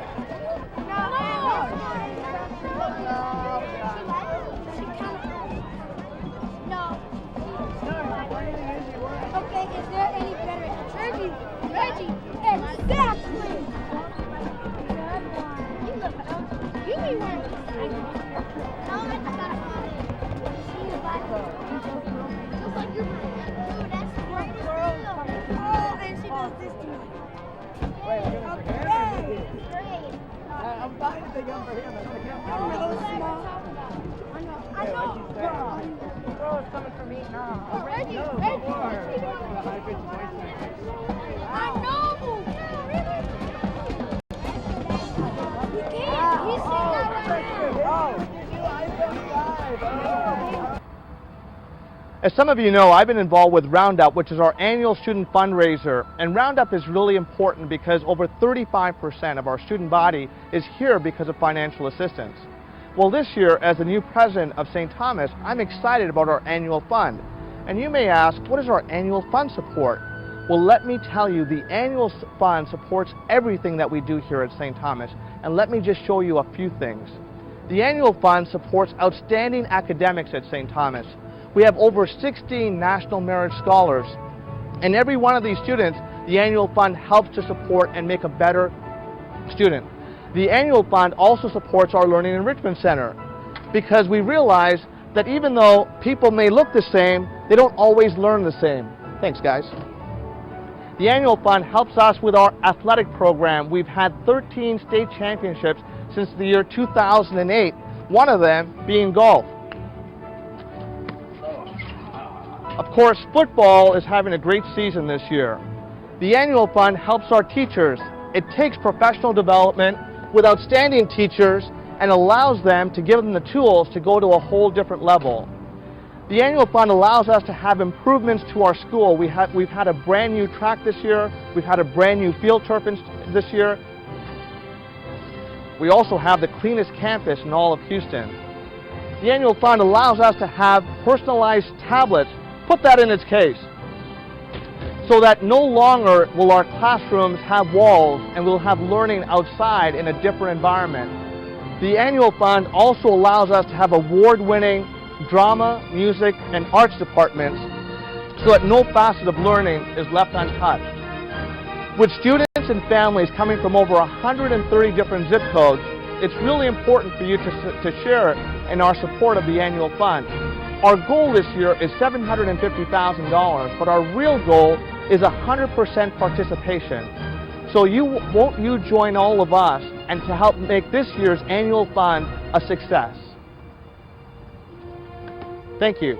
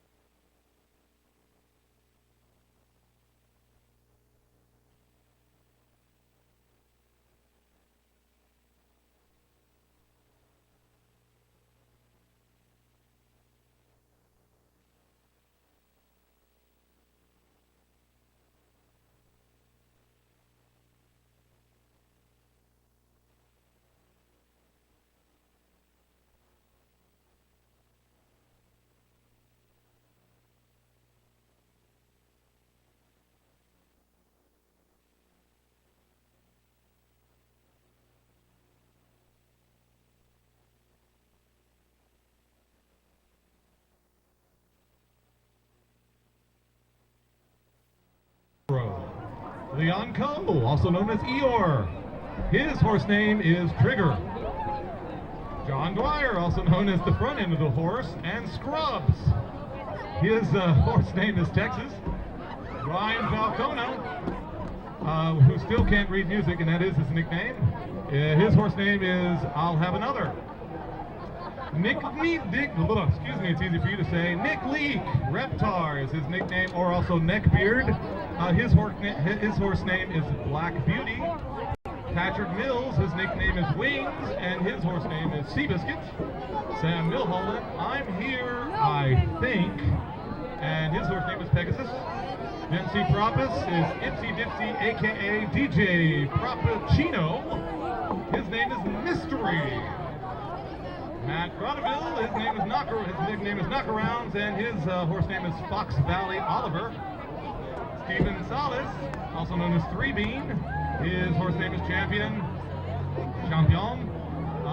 Michelle Roy, Golden Princess, and her name is Secretariat.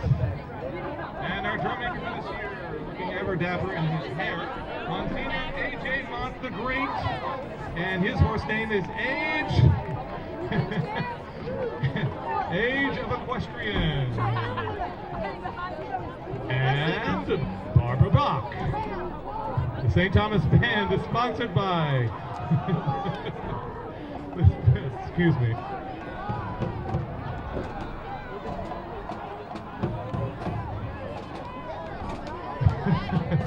St. Thomas Band is sponsored by the Brazilian Fathers, teaching young men goodness, discipline, and knowledge for over 112 years.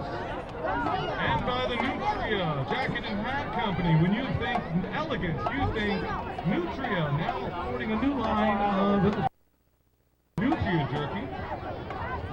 It's also directed tonight by A.J. Mott and his hair, of course. No animals were harmed in the production of tonight's show, especially our horse guests. And any resemblance to persons living or deceased is completely coincidental. Thank you, ladies and gentlemen, and I hope you learned something tonight, and have a nice evening.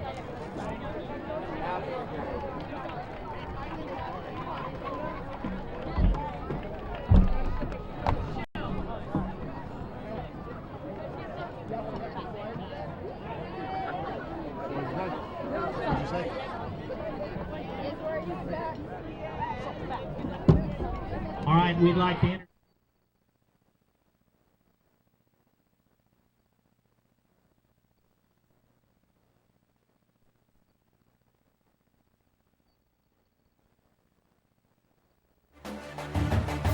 Leading off, senior Caitlin Burke. Brett Dolan and Ken Moore back here at Granger Stadium, and Ken, a 6-0 first half for St. Thomas. Really, the storyline has to be the injury, though, to Cole Stewart. Yeah, Stewart got hurt early on a tremendous first down run, a 23-yard run where he made some tremendous moves, picked up a first down, but at the end of the play, he gets driven into the turf, hurts his shoulder, goes out of the ball game, and now they have to go to the sophomore, Kilpatrick, to see if he's going to be able to rally them here in the second half. Yeah, it's been a tough first half for them offensively, no points, and now going into that unknown of the second half, trying to find a way to get some offense with that backup QB.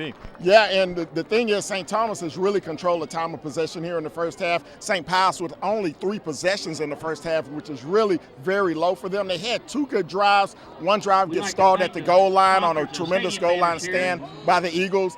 On another drive, they have a field goal block, so they've been able to move the football, just haven't been able to cash in. All right, let's send it down to the sidelines to Jay Darneal.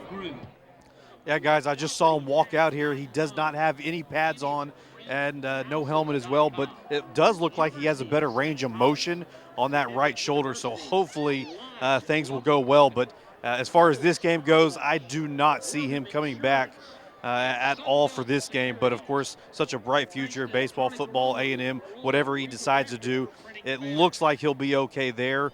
But for this game, not good. So as Coach Fitzpatrick said, you know, they're going to make a lot of adjustments defensively, and anxious to see what they are. All right, thank you, Jay. Gulf Coast Athletic Supply Company. You know, Ken, as we look at some of the stats here in our first half as well, we've talked a lot as well about Andre Prady. What a busy man he has been. 17 carries for 74 yards for the Eagles offense. And you really have to give a lot of credit to their offensive line. They have really controlled the front four of St. Pius in this first half. They've been able to put together some long, extensive, time-consuming drives that have kept that St. Pius offense on the sideline, and that was part of the game plan for Coach Fitzpatrick here this evening. It's worked out extremely well. We talked about the need, of course, for St. Thomas to win by more than 10 points to win this district championship. And maybe we assume they might come out moving the ball as fast as they can, trying to rack up as many points in kind of a video game.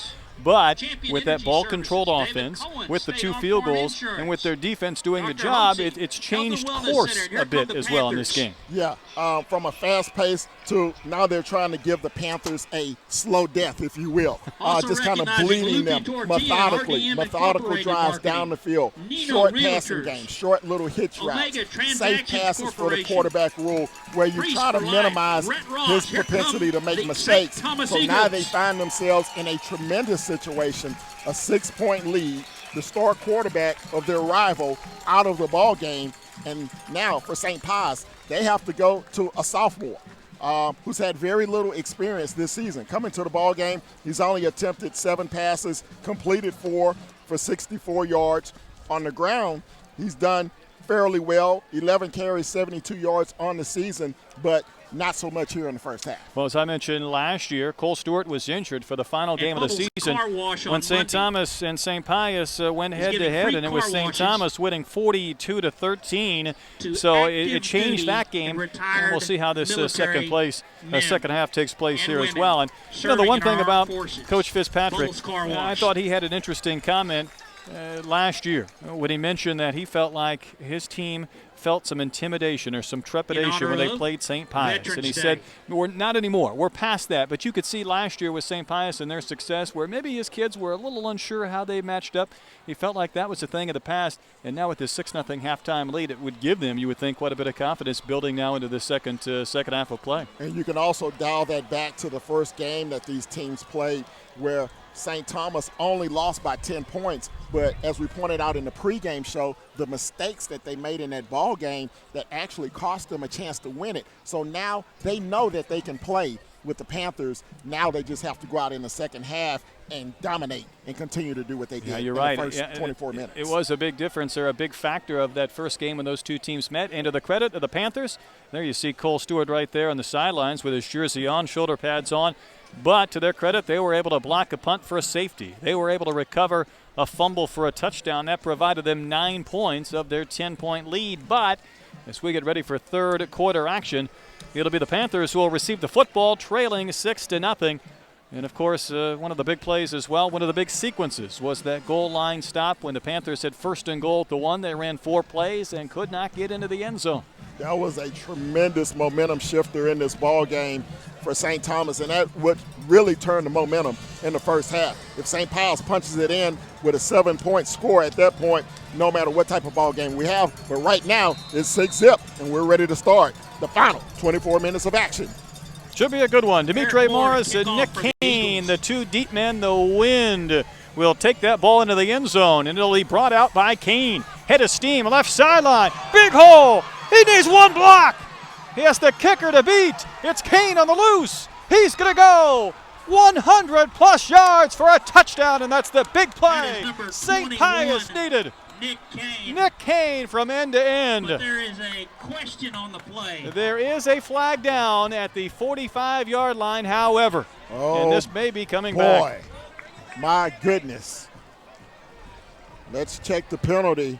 And the officials are walking in reverse, and that's not a good sign for the Panthers. Boy, if that was a block, it had to have been on the kicker. Eric Moore may have been the man who was blocked from behind, if indeed that is what took place, because it looked like Kane had his choice, Ken. He could have gone left or right to angle towards the end zone. We'll see what the official's indication is.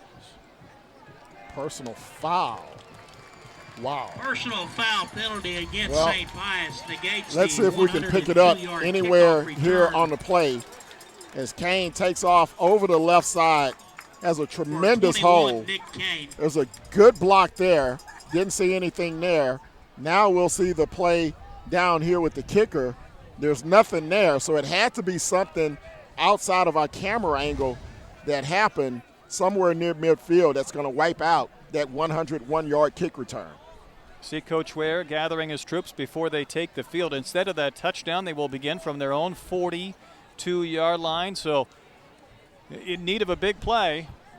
They thought they had one, but the big news is here comes Cole Stewart. So he will come back and try and lead the Panthers on a scoring drive for the first time tonight. Stewart will be in that Under Armour All-American game this year. He was picked a couple of weeks back. Coach Ware will also be part of that festivities and part of the game. They may not even be on the same team. We'll have to wait. But right now, Coach Ware is glad to have Coach Cole Stewart in this game and coaching him. And the handoff goes to Micah Massey, and he ran into a wall of red shirts. Boy, guys, if I was Coach Ware, I would max protect every single play here. Yeah, there's some incentive, isn't there, Ken, to block for your quarterback? Just a bit, especially when he's a big target like Mr. Stewart. Joe Lowry made the tackle on that previous play, a loss of 1, so it's 2nd and 11 for Cole Stewart and company. Another handoff, and Massey again just trying to fight for running room. Cameron Arndt from the bottom of the pile was joined by Hunter Palish. And again, he got some positive yards, but not much. So this is shaping up to be a 3rd and 10. And keep in mind, again, Ken, the Panthers are going into the wind here in the 3rd quarter. I'm not sure if that will affect the play call at all or whether Cole Stewart's going to be cautious in case that shoulder is not 100%. Yeah, you see that big wrap on his right arm. So if he does put the football in the air here on 3rd and long, we'll have to see what kind of strength he has behind it. This big play, receiver Morris is to the near side of the screen. Little play fake action. Now Stewart will go to the air, and his pass is incomplete. And that time he threw in the triple coverage. Had looked like his tight end coming on a crossing route. Number 42 there, Avery Sims. And that one didn't have a chance. So again, another quick 3 and out for St. Pius, and this St. Thomas defense playing a well of a game here. So Stewart will stay in the field, but remember, he is the punter. Heck will stand back at his 25, hoping to return. So maybe a boost of sorts for the Panthers to have Cole Stewart back on the field, but they go 3 and out. Stewart in the first half went 5 of 7 for 42 yards through the air. Now a kick and a good one, even into the wind. Heck will make the fair catch right around the 25, and that's where the Eagles will begin with their first possession here in our second half. And of course, for St. Thomas, it was a pair of field goals by Brady that did all the scoring in the first half, a 38-yarder as well as a 39-yarder were the only points on the board. But they did a tremendous job eating up clock with Andre Pradia and that big offensive line controlling the line of scrimmage. Did a fine job indeed. Michael Rule, the junior quarterback, works from the gun here in the 3rd quarter, and Pradia immediately carries again, but there's 3 or 4 gray jerseys swallowing him up after maybe no gain. Again, Pradia in our first half had 17 carries, ran for 74 yards, setting up those scoring drives and those field goals, but nothing there on first down. Well, of course, you look for St. Pius to make some defensive adjustments. They did a lot of running between the tackles, so they may move those inside linebackers up just a bit. Rule to the air, and Kevin Biggio took a shot up around the 32, able to hold on, good hands. Will Lockett knocked him down. And Biggio, there's another guy that might be a first-round pick in baseball come June. Cole Stewart isn't the only one.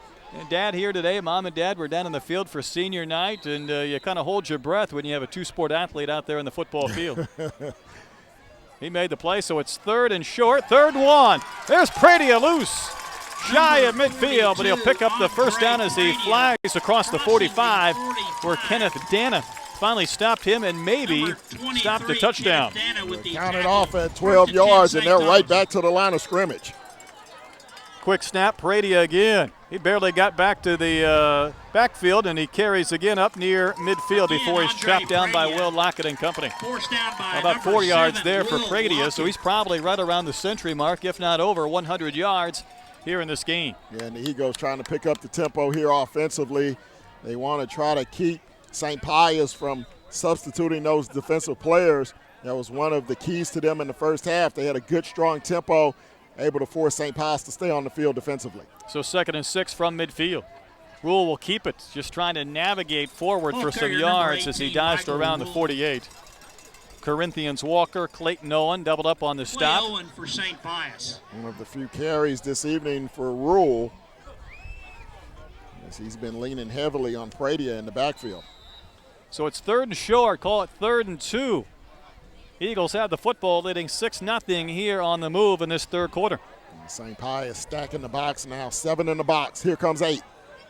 Pradia again swallowed up and not much running room. It's Joel Segura who met Pradia in the backfield and would not let him go. Yeah, you saw that pre-snap. You saw St. Pius sneaking the linebackers up. They knew it was going to be another running play, and they drop him for a short gain, and it's going to be a 4th down now for St. Thomas, and they'll have a decision to make. We have a shaken up Eagle on the field.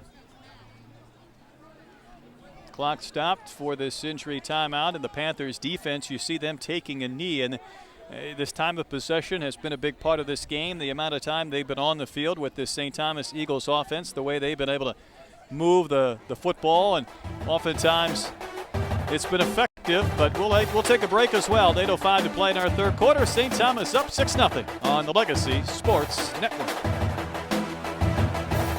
I love you. And I think you're the Egg McMuffin of boyfriends.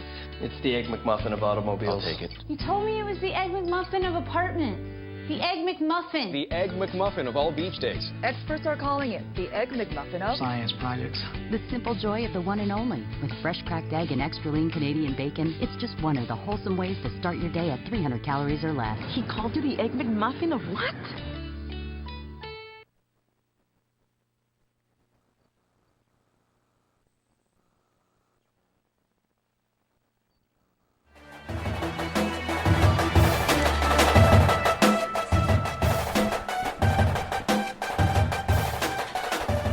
After the timeout, it's 4th and 2 for St. Thomas. And that was the center Lane that got injured, so we'll check out the snap here on this 4th down punt. Sauter back to punt. It's Pradia there in motion, and there's the rugby-style kick. And this one might be a good one. Bouncing inside the 10, inside the 5 before it goes out of bounds. So St. Pius will have a long field ahead of them, trailing 6-0. Kevin Biggio down there to down the football, or corner it, so to speak. And now Cole Stewart and company will come back on the football field. And really the one thing we did not see in that one drive was how that injury may have affected Stewart coming out throwing the football here in the second half. He had the one throw in coverage to his tight end that went incomplete. Yeah, they played it a bit conservative on that opening drive, surprisingly, because they had good field position, came out with 2 running plays, then the short pass in the flat that went incomplete. Now they find themselves with the backs to their own end zone, and so we'll see what type of offensive maneuvers they come out with here on their second drive of the second half. See Massey lined up on the E deep in the end zone at Grancher Stadium. He might get a chance to carry the football and try and get the Panthers out of the shadows of their own end zone, and indeed is Massey. And boy, he's chopped down for no gain. Wrapped up quickly and thrown down. Yeah, submarine in time. That time, Massey, Cameron Arndt, one of the first Eagles in the backfield, and he's going to be dropped for a loss of 1.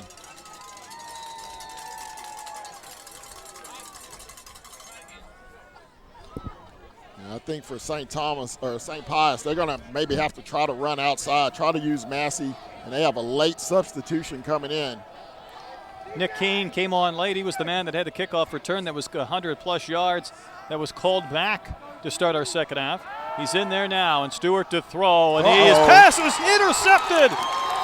It's C.J. Seaman, the linebacker, who jumped the route, and he couldn't keep his footing, or he might have taken it to the end zone.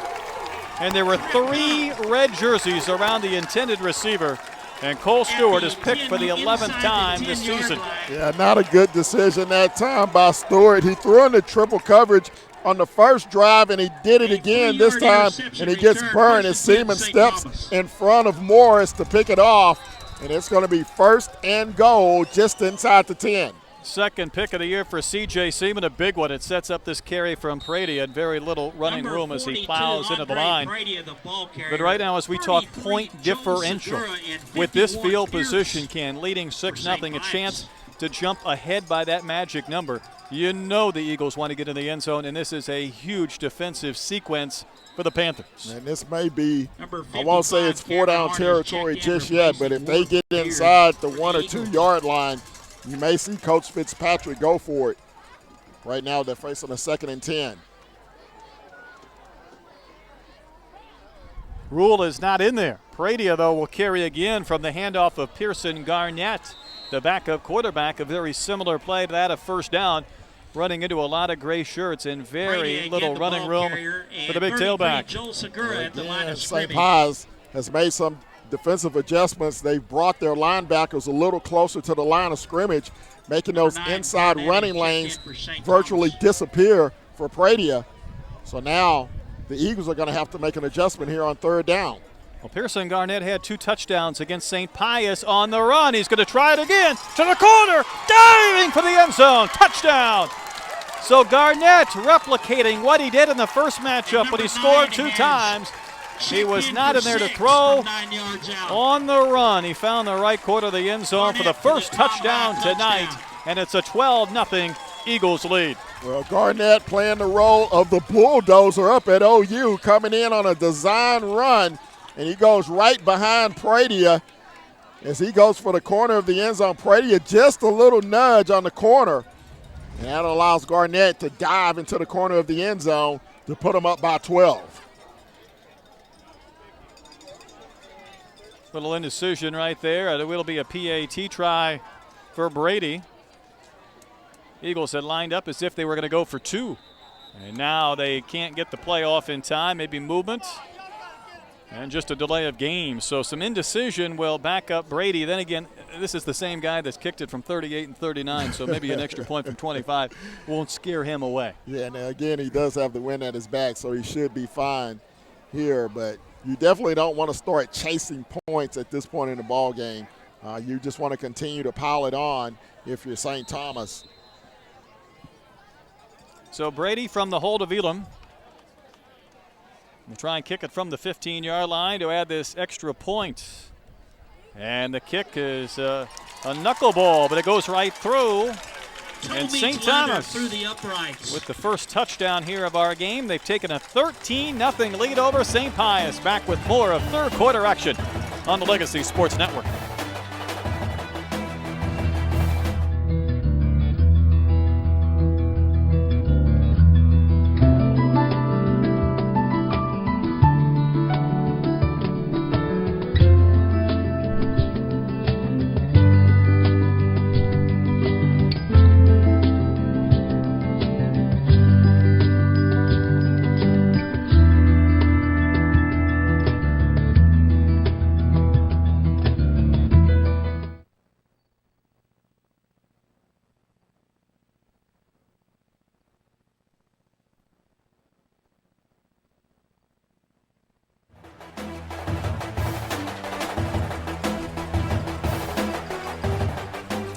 Well, on Monday, November 12th, Bubbles Car Wash will offer free car washes to any Houstonian who has served or is currently serving in any branch of the Armed Forces of the United States of America. The special Veterans Day salute will take place at all Bubbles Hand Wash and Bubbles Express locations in the greater Houston area. Operation Free for the Brave. Great promotion. Hope you take advantage of on Monday, November the 12th. If the weather is as nice as it's been the last 3 or 4 days here in the greater Houston area, they're going to have quite a turnout for those free car washes at Bubbles. Well, Ken, on the previous kickoff, Kane looked like he went 102 yards for the touchdown before a penalty called it back. We'll see if he gets a chance to return again, because St. Pius in that same spot, they need a big play, and they're going to have a shot for one. A pooch punt that went out of bounds, and there was a late hit by one of the Eagles that'll force another penalty flag to fly. Yeah, I don't know if that's just going to be a penalty for the kick going out of bounds, or if they're going to get penalized for a late hit over here on the sideline.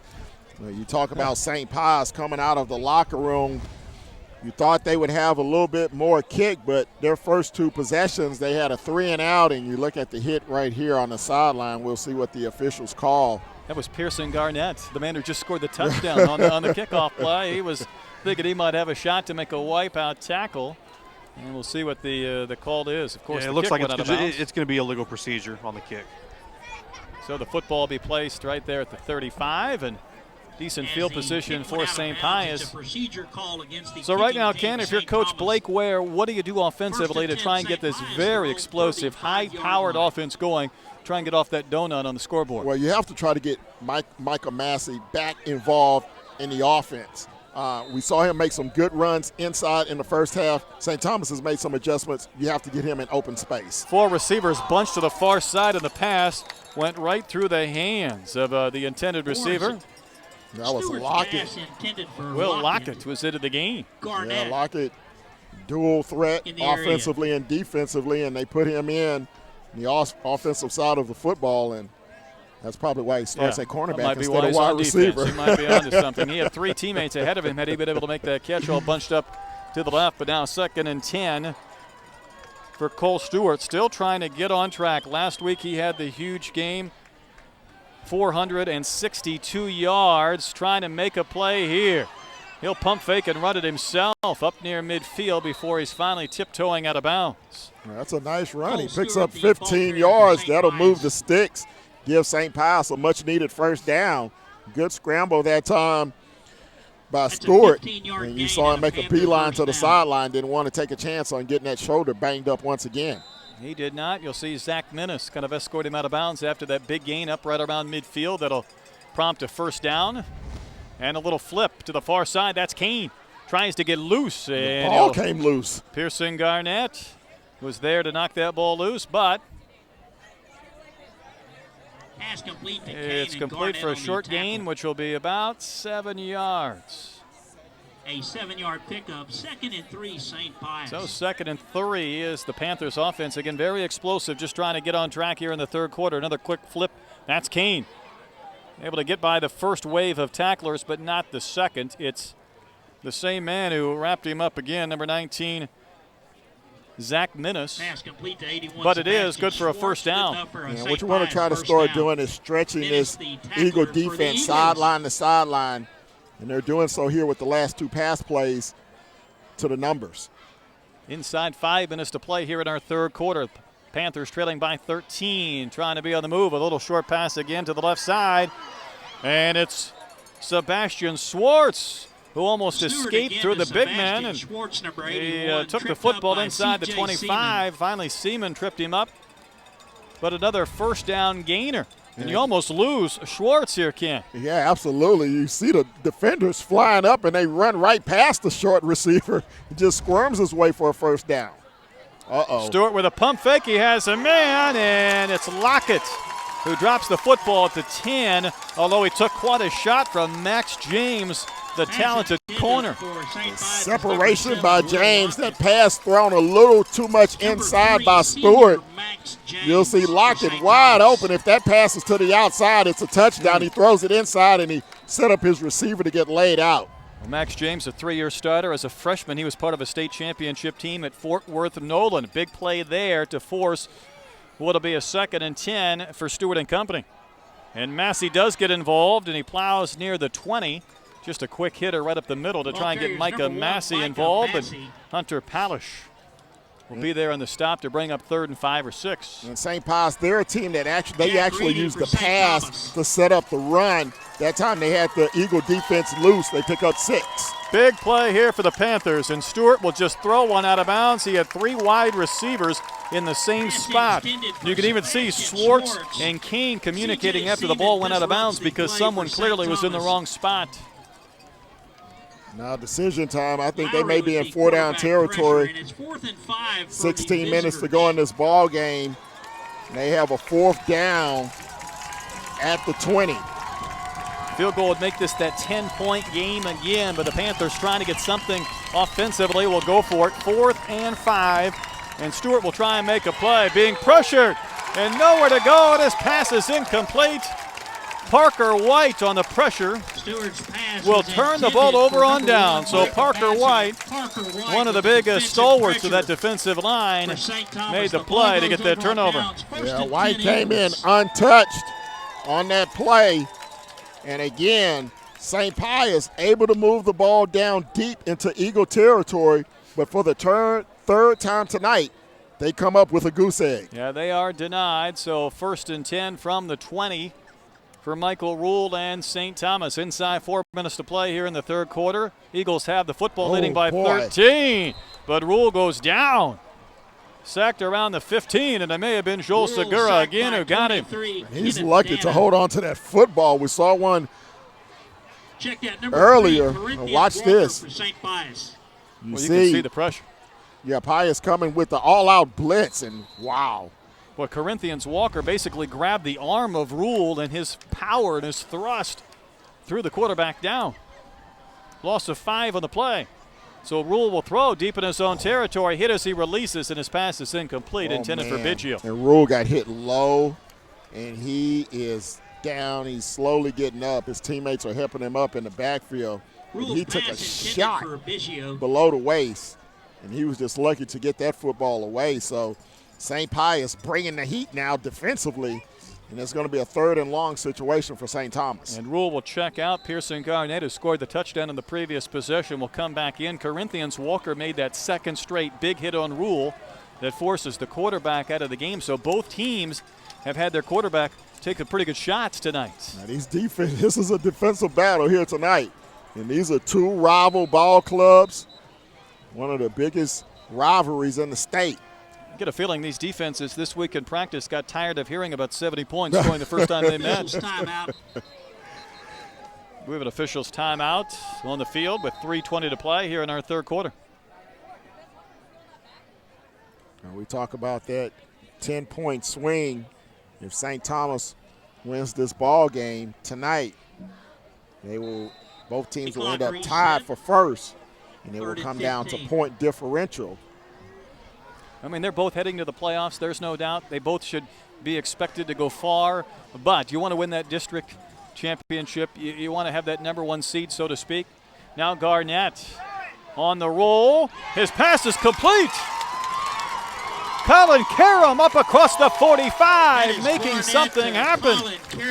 So Pearson Garnett, just his 7th pass completion of the year, but he found Colin Karam, who's been quite involved in the game, and Will Lockett finally had to chase from behind to make that stop. Wow, 31 yards on the pass play, and a great job that time by Rule just to get that football away as he was under tremendous heat once again.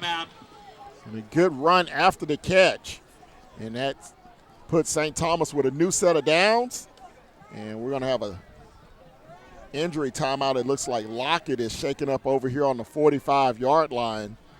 May have a cramp. So we have a momentary stoppage in play. 3:09 to go, 3:10 to go here, third period. And again, that Bubbles Car Wash, free car wash to any Houstonian who has served in the military or currently serving. Monday, November 12th. Yeah, special Veterans Day salute take place at all Bubbles Hand Wash and Bubbles Express locations in the greater Houston area. Operation Free for the Brave. And free is always good. Free is in my vocabulary. If you pay for it, you've spent too much. And you don't have to for those veterans or those currently serving on Monday. Will Lockett for see St. Lockett Pius. walking off there to the left of your screen, coming into view there near midfield, getting some assistance, and he's had a very good ball game here defensively.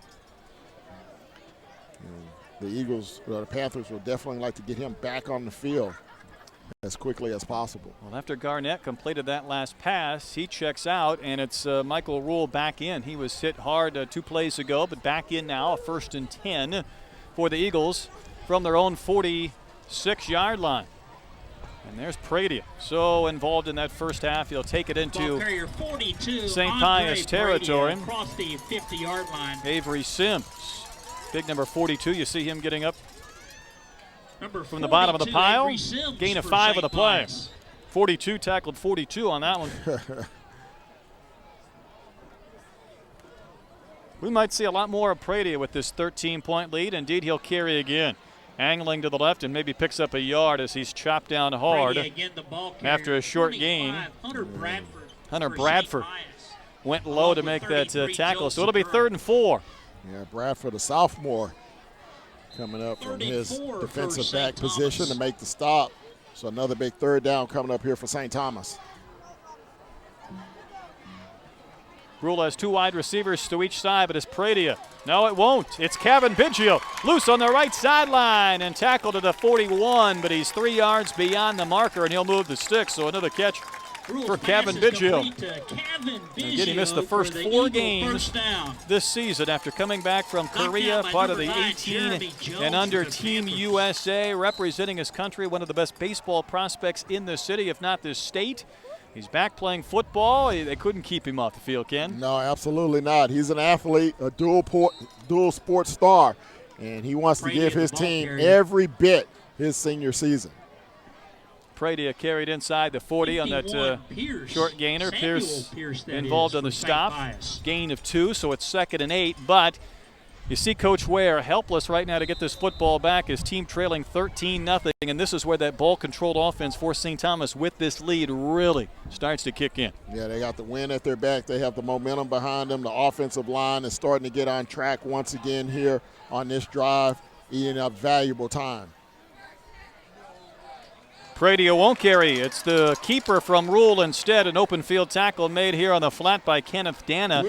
He kept Rule from getting to the corner. And it's a gain of 2 or 3 yards on the play. Another 3rd down. And Ken, what I've been impressed with is how St. Thomas, you see some of these offenses where they're chewing up 8, 9 yards. But it seems like St. Thomas will get 4 yards, 4 yards. I mean, they use up all 3 plays to move the sticks. And, of course, time. Well, simple multiplication as we see the incompletion there. If you pick up 4 yards on 3 plays, that's 12 yards as a first down. Sometimes you keep the game real simple. Sometimes coaches will outsmart themselves. They'll have the running game going, then they'll try something fancy, put themselves in a negative situation. You saw the blitz coming that time. Pass just underthrown there. Another easy toss and throw, and that would have been an easy first down. Intended for Biggio, but the ball was underthrown after a good play fake, so it's 4th and 4. And Rule is staying on the field. They're at the 46. At the 36 rather. They need to reach the 31. And now another official's whistle, and I think it's a timeout first by St. Thomas. We've seen this a few times tonight, Ken. I don't know if it's done anything, but the offense is confusing themselves as far as this indecision. The defenses haven't been willing to jump, but instead St. Thomas will call a timeout, leading by a baker's dozen as we near the end of our 3rd quarter on the Legacy Sports Network. First thing people say after trying Raising Cane's premium, fresh, never-ever frozen chicken fingers, served with extra long crinkle-cut fries, made fresh daily cane sauce, and grilled Texas toast, they say, "Where have you been all my life?" To which our chicken fingers don't reply because, well, chicken fingers can't talk. Raising Cane's, one love.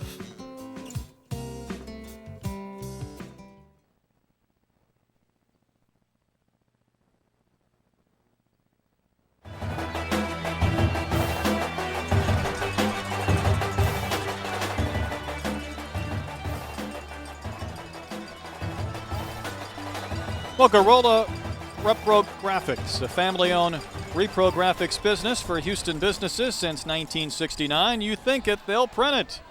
4th down, the ball is lobbed towards the wide receiver Sauter, and there is no flag. There it comes, a late flag. There were 2 Eagles and 3 Panthers. Sauter, though, was the intended receiver. And now the officials discussing this. The official closest, Ken, didn't look like he made the call. Right, absolutely. It looked like the St. Pius defender grabbed a handful of jersey near the end of the play. Looked like an obvious holding penalty at the very least. Yeah, Ken, you're right. I don't know why that back judge did not make the call clear as day. He was grabbing his jersey. Good thing the linesman called because he bailed him out there. We would have had a mass riot on the home side of the field if that flag wouldn't have been thrown. Well, it's going to be a 15-yard walk-off against the Panthers. It's going to be a new set of downs for St. Thomas as they protect their 13-point lead. Indeed, just outside the red zone, 1st and 10 from the 21. See if this becomes Andre Pradia territory again. Well up over 100 yards rushing in this game. You look at St. Pius, 8 men in the box. Ball goes to the air. The pass is too tall out in the flat. Intended for Ronnie Ellison. Intended for Ellison. Well, a good play call that time as they see the Panthers stacking the box, trying to stop the run. And again, they try to go to the short passing game, go to the far side of the field. But the pass just overthrown, sailed on the quarterback rule. Jeremy Jones was out there on defense, but it'll be 2nd and 10 as we near the end of this third quarter.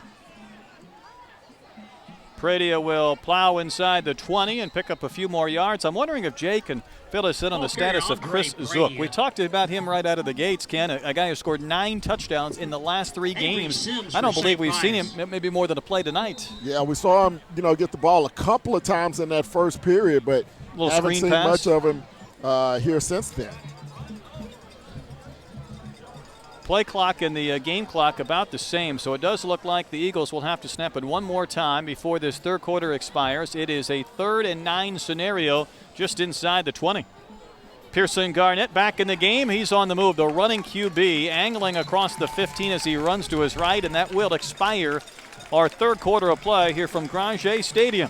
Ball carrier Pearson it's been all Garnett St. Thomas so far. St. Pius has one more quarter to try and rally. 13-0 Eagles lead on the Legacy Sports Network.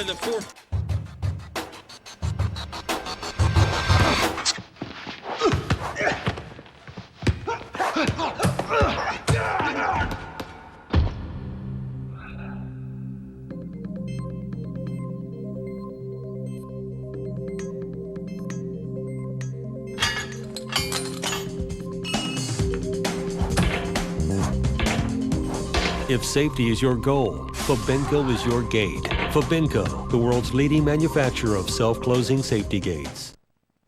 I'll admit it, I love my car. That's why I'll never take this classic to any place but Bubbles Car Wash. Why should I? Who else is going to take this kind of care of my car besides me? And the way Bubbles handles the detailing, you think they invented it. Go to Bubbles. My kids go everywhere with me, so I won't go anywhere that's not spotless. So when my SUV needs a wash, you'll find me at Bubbles. Not only does Bubbles keep my car looking good, they're committed to making me as comfortable as possible. And that means keeping their lobby as clean as my car.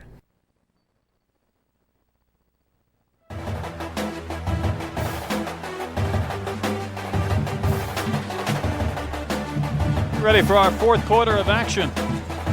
See the Panthers defense on the field. They need a stop, down 13-0. Yeah, this is a big defensive play for St. Pius. They have to try and force a field goal here to try to keep it to a 16-point game. Eagles going into the win here in our fourth quarter. Rule to throw. And he let his man just a little bit too far. Intended for Biggio again. He's acting as if he caught it. No call by the ref, and they're going to say he caught the ball. Wow. It'll be a first down inside the 5. You saw the reaction from the Panthers. They couldn't believe it. Now, his dad played second base for a very long time.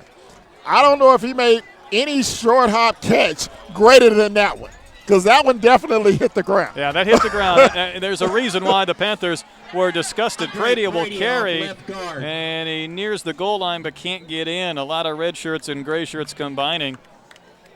We have to put a silver star by that one. That was a great job by a camera crew to pick that one up. Wasn't that indeed? That was just, unfortunately, a blown call by the referees there to allow that first down. And that's a huge play. You're going to see it again football here. Game. Yeah. Now our official gets right in the there. way, but that ball Bam. bounces. Yeah. And otherwise, it's fourth down. Then you got to figure out if you're going to kick. Or... Wow. Huge. Very athletic Kevin Biggio, but now it's 2nd and goal from the 2, and Pearson Garnett is back in the game. He scored the lone touchdown so far today. He'll try another one off the left side of the line and right in for the touchdown. That's 6 for St. Thomas. 2 touchdowns tonight. So Pearson Garnett this season has scored 4 TDs against St. Pius. Well, let's explain mathematically why that touchdown is so important. If they're forced to a field goal, it's only a 16-point game. So St. Pius could actually cover the theoretical 10-point spread and make it 16-7. Now, with it going up to 19, eventually 20 points if they get the extra point, now St. Pius will need to score twice to get within that 10-point range. So this Panthers offense, when they get the football back, will be inside 11 minutes to go in this game, and they'll need to crank it up. Right now, there was a penalty on the play.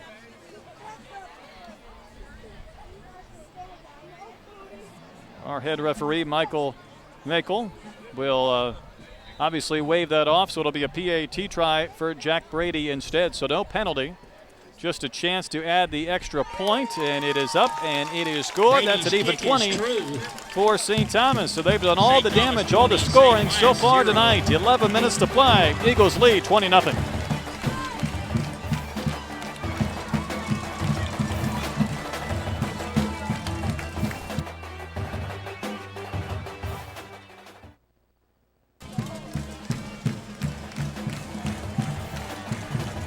All right, looks like we're going to keep it here on the field as St. Pius, they're going to have to come up with a way to at least get 10 points in these final 11 minutes. And you see the touchdown there by Garnett as he walks in over the left side. Tremendous blocking by that offensive front. What seems like the key, Ken, is just to wait for that first block, to have that patience as that Wildcat QB, if you will, to just let that hole or that play develop so he could walk right in. And sometimes that's the hardest thing to teach young running backs and young quarterbacks that run the football. You have to be patient, let those blocks develop in front of you, then hit the hole quickly to get in for 6.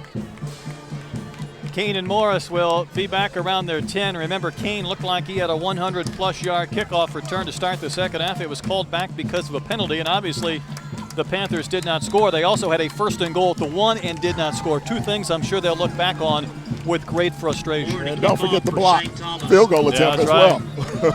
So they've left at least 17 points on the field so far here in this ballgame. Eric Moore, he does the kickoffs, even though Brady Number 21, is the PAT kicker number 10, field goal kicker. Deep for St. Pius.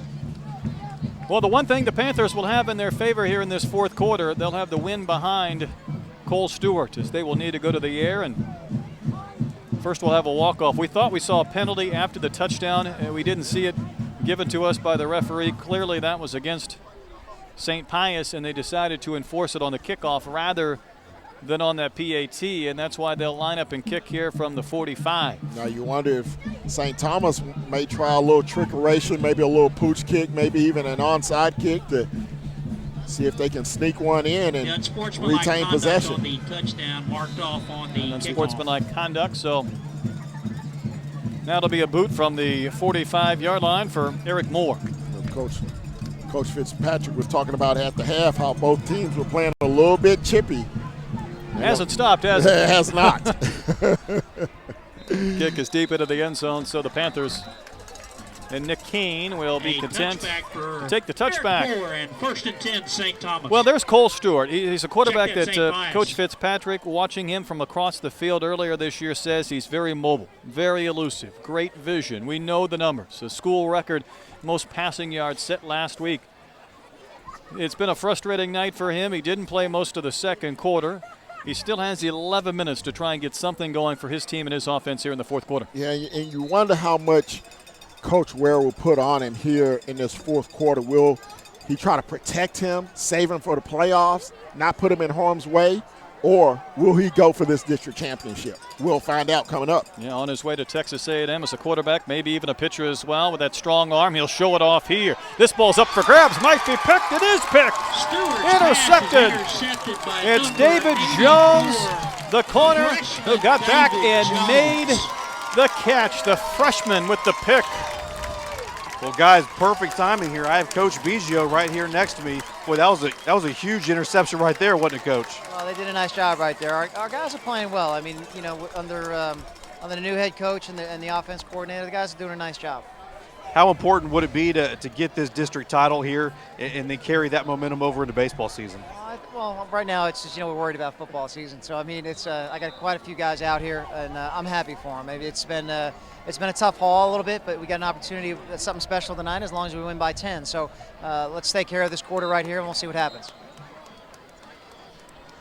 All right, that was Jay Darnell down on the sideline with Craig Biggio. I did want to get one more question Sure, there. sure. Seeing watching Cole Stewart kind of get hurt there, tremendous baseball player, does it kind of make you cringe a little bit like, oh, be careful, Gavin? Well, you know what? I tell you what. Cole and Kevin are friends, and they spend quite a bit of time together this summer. He's a great kid, and comes from a good family. And I don't want to see anybody get hurt. I mean, Cole's got an opportunity, to be a high pick this year, so he seems to be okay. I know he's got the flu a little bit right now, so that's probably what's bothering him more than the shoulder. Thank you for the time, Coach. I appreciate it. Thanks. Yeah, great question, Jay. I was thinking the same thing. Pradia with a couple of yards as he dives forward. Not much there in the second down run. Jerry Murillo, who was very busy in the first quarter, back and getting a tackle here in the fourth. But, Craig wears many hats. He still works for the Houston Astros. He coaches, of course, the baseball team here at St. Thomas. His son plays for him. He's on his way either to Virginia. Maybe he'll be drafted. But as a father, you watch games a little bit differently, don't you, when your son's out there on the football field? Oh, yeah, absolutely. Mine played football his freshman and sophomore year, but then he grew about 4 inches, and he went over to the basketball court. I couldn't get him back on the football field over at South Falls. Rule to throw, and the pass is complete. Still on his feet. Sauter down the sidelines, and Doug Sauter will be caught at the 2. Wow. Fontana saved a touchdown, but he can't stop a first and goal as Doug Sauter picked up a lot of yards after the pass from Michael Rule. Wow, 58 yards on the pass play, most of it after the catch. As you see, 2 defenders miss, and then a great move there at the 35 as he goes past Fontana all the way down to the 5. And here is Pearson Garnett. He scored 2 touchdowns tonight, looking for the hat trick. He falls shy of the end zone. Yeah, Fontana made the tackle, but it was Fontana who tried to make that shoulder tackle at about the 30 that set up that big play. Yeah, he missed the wrap-up, showed good speed to chase him down from behind. And now you got Big Garnett in here. He's going to run it until he gets in. I was going to say, no surprise if he carries again, is there? Nope. Second and goal, and Garnett just plows into the end zone, his 3rd touchdown of the game, and his 5th this season against St. Pius. So for all this talk about quarterbacks and Michael Rule and Cole Stewart, it is the backup Pearson Garnett in for his 3rd score, and it's 26-0 St. Thomas.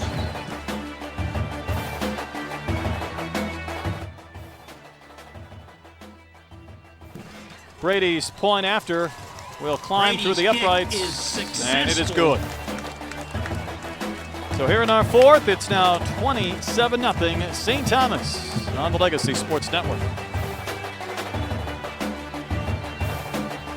First thing people say after trying Raising Cane's premium, fresh, never-ever frozen chicken fingers, served with extra long crinkle-cut fries, made fresh daily cane sauce, and grilled Texas toast, they say, "Where have you been all my life?" To which our chicken fingers don't reply because, well, chicken fingers can't talk. Raising Cane's, one love.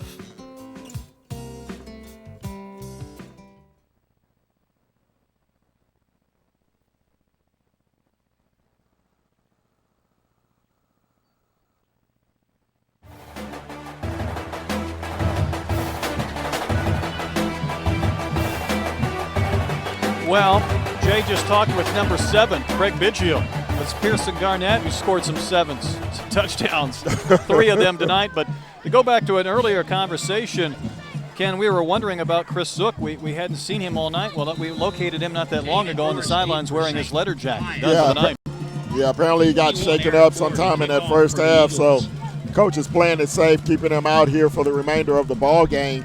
That last touchdown set up by that David Jones interception. 5-play drive, 65 yards. There's Sebastian Swartz catching that pooch kick just across the 30. The big play was the 58-yard catch and run by Doug Sauter. And Pearson Garnett taking it over from 2 yards out. C.J. Seaman for St. Thomas. It's going to be a long uphill climb now for St. Pius as we are witnessing a shocker tonight. The lone loss this season for St. Pius came against Lamarck, a 35-14 loss back on September the 28th. But down 27-0 here, and Stewart to the air. There is Morris. Made the catch, but his knee was down at the 42, so he'll pick up 7 or 8. Stewart's pass complete. And Morris has been very quiet here this evening. He had 2 spectacular catches in the first quarter, but since then, he's been non-existent in the offense. Well, these are some of the big outputs of receiving yardage this year for Morris in games: 146, 197, 149, 156, 139. That speaks to how dangerous he can be. Picked up 8, so it's 2nd and 2, and the football is loose. Stewart tries to get back on it and may have, but it's a loss to the 37-yard line. So Stewart just had the football slip out of his hands. Knowing as Coach Biggio for St. Thomas mentioned earlier, Stewart may be a little bit under the weather tonight, just doesn't look like himself here this evening. And he's really battling out there for his ball club. But it's going to be a 3rd and long situation, and he's actually going to come out of the game now as Kilpatrick will go back in at quarterback. That was good insight from Craig Biggio on the flu for Cole Stewart, but now it's Kilpatrick who played most of the second quarter. He'll throw on the run. He'll complete his pass, but it is well shy of the first down. Located his man on the sidelines. Kilpatrick's pass is complete. It was Brian Newman. And we'll see if they'll go for it here, trailing by 27 points. Really nothing to lose at this point. Panthers. But it looks like they're gonna bring in the punt unit. Saw Stewart down on the knee there. I see him at the top of the screen. At least for show.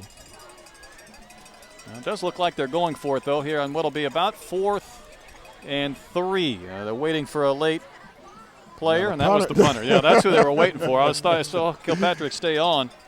Don't be surprised at a fake here. Yeah, Ponce, the bobble and a near block, and there's a late flag. He got knocked to the ground as the football will be downed at the 36-yard line. Well, I don't know if I necessarily agree with the flag because he was bobbling the football.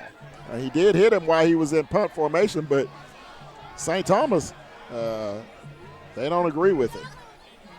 Coach Fitzpatrick out there on the field arguing his point. You see Ponce right here.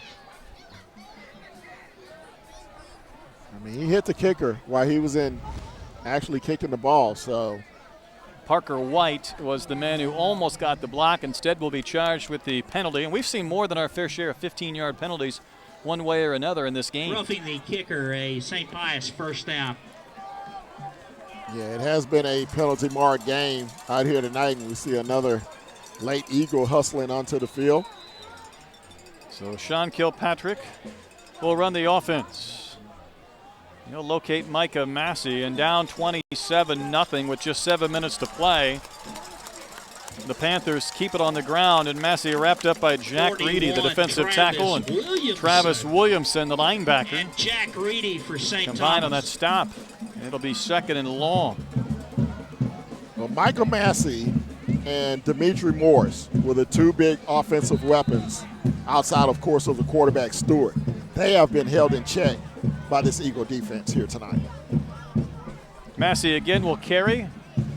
Darts off the right side of the line, shy of midfield, and gets positive yards, but it'll still be 3rd and long. Massey Forthcoming. Across the 45, tripped up by Cameron Arch. Cameron Arch with the trip, the tackle, but it'll bring up a 3rd and 7 as we near the 6-minute mark here in this game, and Coach Ware tries to find a play that will provide some offense. Down 27-0.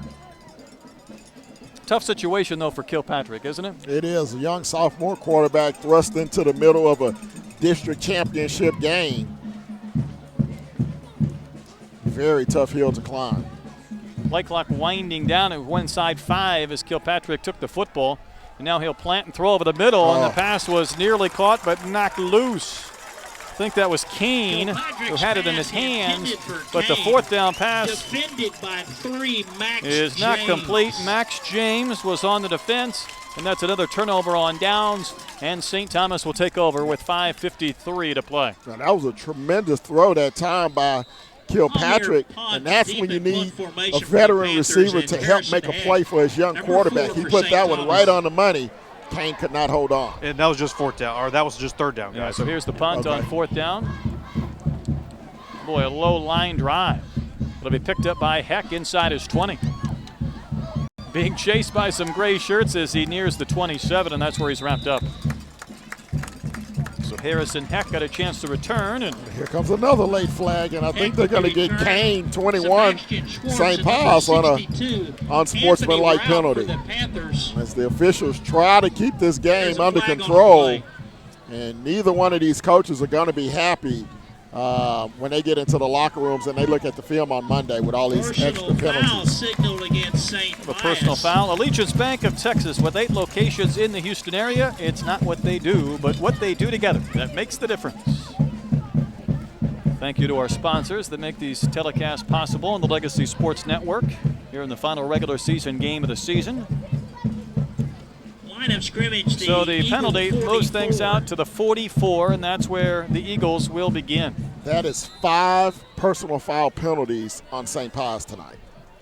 I'll probably tell you that's 5 too many. And here's Pradia.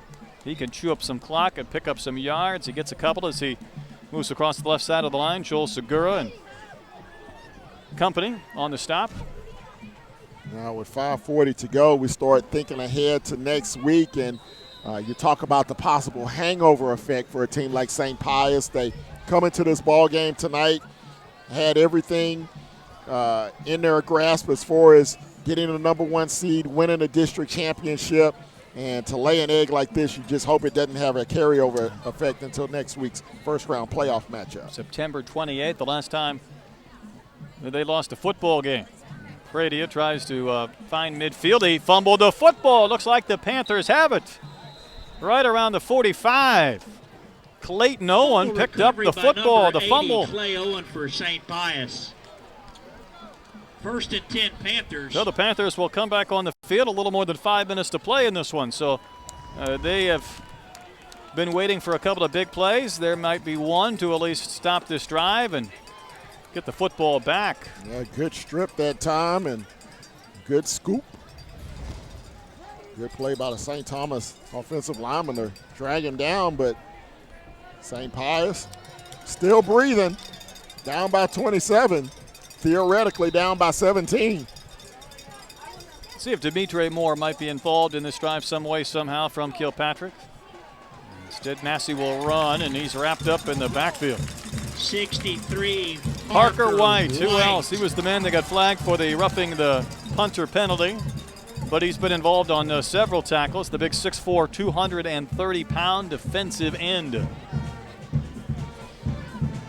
We mentioned this earlier, but at offers this week, play football at Air Force or Army or HBU, so it's been a big week for Parker White. Yeah, he's actually one of the better defensive ends in this greater Houston area. And he's been justly rewarded with an opportunity to play at the next level. Pass is complete near the 35. It is Sebastian Swartz on the reception. Wrapped up there by David Jones. He had a big interception earlier in this game. Garnett was also there combining on the stop for St. Thomas. Talk about what a momentum boost this is going to be for St. Thomas going into the playoffs next week. It appears now that they will go in as the #1 seed on this point differential and go in as district champs. Guys, this has been such a team effort by St. Thomas. Who would y'all consider the top 2 players here tonight? It's a great point. There's another run from Kilpatrick on a 3rd and short to get the first down. I'll open up the floor to you, Ken. But Pradia has been tremendous, carrying the load in the backfield. He hasn't broken off any big runs, but the little 4- and 5-yard plays have been tremendous. And the offensive line as a whole has really dominated on both sides of the football, offensively and defensively. The interior linemen for the Eagles have been tremendous here tonight. If you asked me that question at half, I would have said Jack Brady. He had the 2 field goals for the 6-0 halftime lead, but Brady had a big first half to set up those field goals. There's a short completion inside the 30 to about the 27. And for the most part, Jay, you're right. It's been a good team effort, and sometimes that's what it takes in big seasons to win district championships.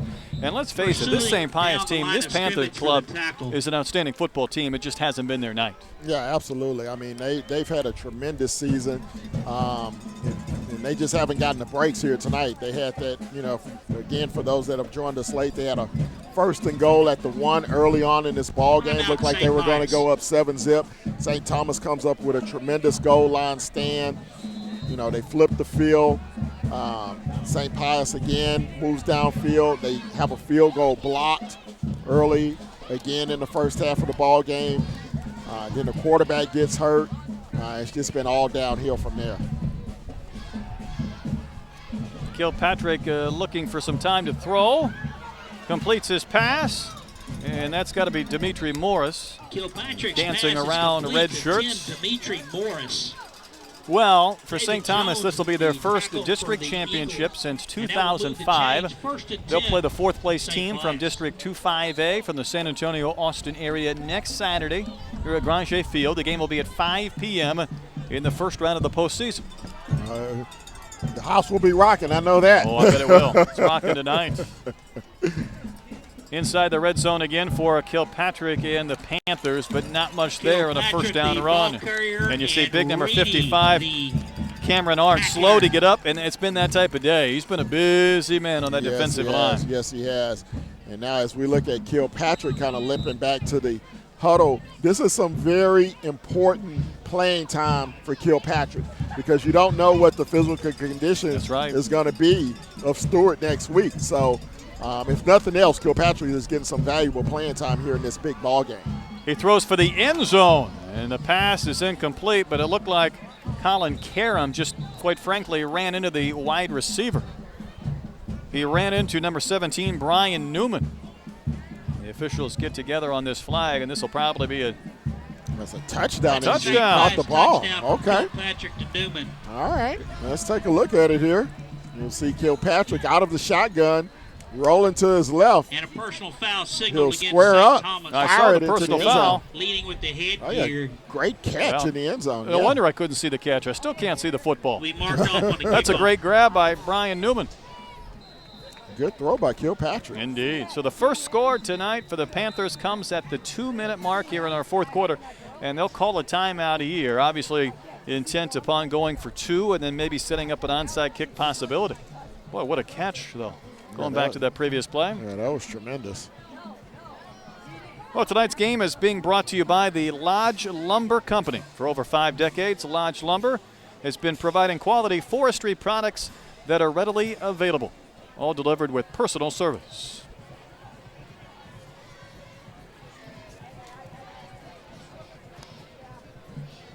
And it's also brought to you by Raising Cane. Raising Cane's One Love. So now the Eagles protecting 21-point lead. 2 minutes to go here in the ball game. It looks like St. Pius will go for 2. Well, and you go back to that onside kick possibility, Ken. Of course, they'll mark off the penalty, so they'll be in a much better spot should they recover that after this 2-point conversion. Right. So, well, happy for Coach Ware to see Sean Kilpatrick throw that touchdown pass. I'm sure that's a nice boost for him on what has been a tough night, is for all the reasons we've discussed over the course of this contest.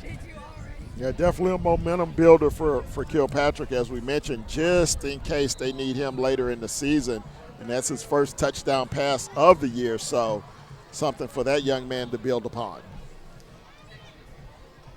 He'll roll out on this 2-point try, and it's intercepted. That could go the other way.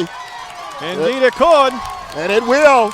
It's Pearson Garnett. He scored 3 touchdowns tonight, and he's going to take this one back 100 yards. Flag on the play. In fact, there's 4 flags on the play. It only needs 1, but there's 4 back at the 20. That's a chop block. This one's coming back. We had a 100-yard kickoff return called back for St. Pius. That's a 99-yard return on a 2-point try by Garnett, also called back. Well, when there's 4 flags down, then someone was guilty. We'll see it here, but what a night for Pearson Garnett. I mean, the 3 scores running the Wildcat, not enough. Watch him jump this route. And there's the pick. And a lot of blockers in front of him, but the chop block will. You didn't even need a block right here. On Here it is, 63. Yep. Parker White got him. Yep. And it's St. He Thomas turned around and went St. low. Yeah, you can't do that in the open field. Injury protection rule there. So we'll take a break. St. Pius trailing 27-6. Possible onside kick coming up.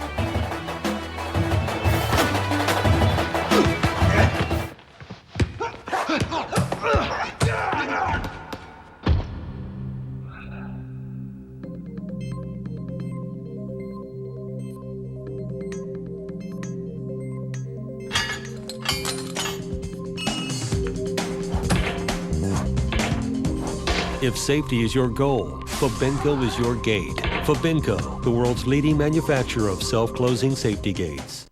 It's crucial that my car stays clean when I'm meeting with clients, so when it gets dirty, I head for Bubbles Car Wash. They pamper me with free coffee and internet service and comfortable surroundings. Oh, and they do make my car shine. Bubbles Car Wash, I wouldn't go anywhere else.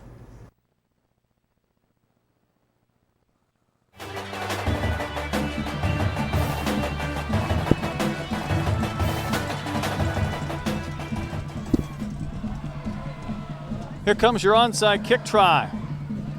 Javier Ponce, well, he's not going to onside. Ponce with the St. Pius They just kickoff. pooch one that'll bounce around the 22, and it'll be covered by St. Thomas. And there's another late hit of the flag. I mean, the flag was thrown about 40 yards by the line judge. My goodness, that's going to be personal foul number 6 against the Panthers, and they are really losing their cool.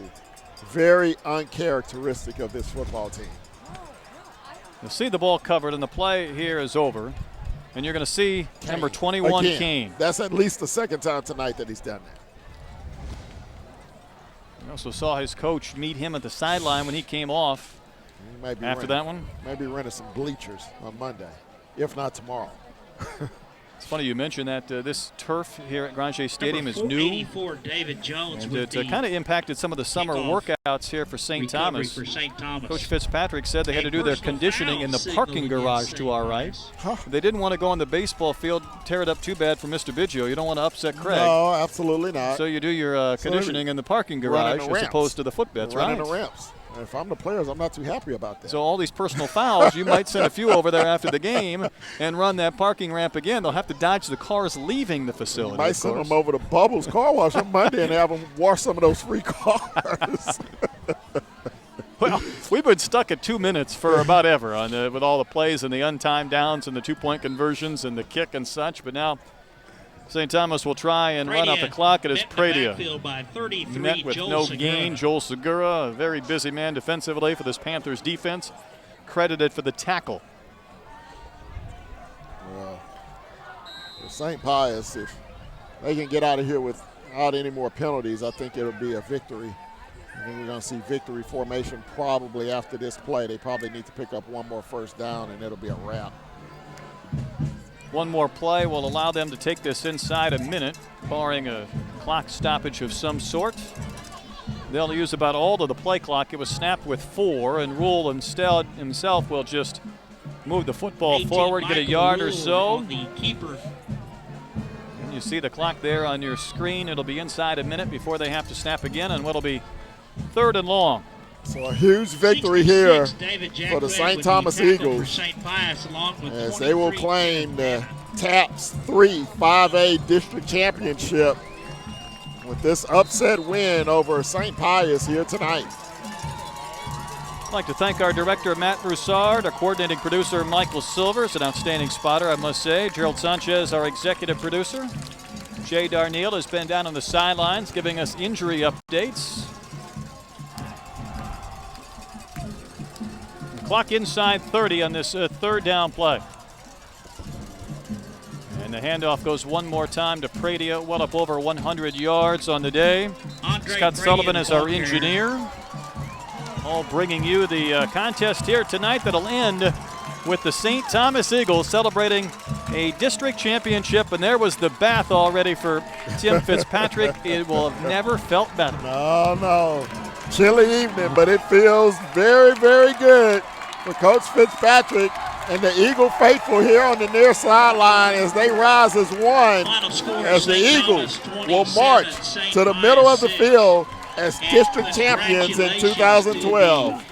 A 27-6 victory here tonight. St. Thomas Eagles. I believe we're going to send it down to Jay Darneal on the sidelines. He's trying to navigate through the scrum. Hey guys, I got Mr. Pradia right here.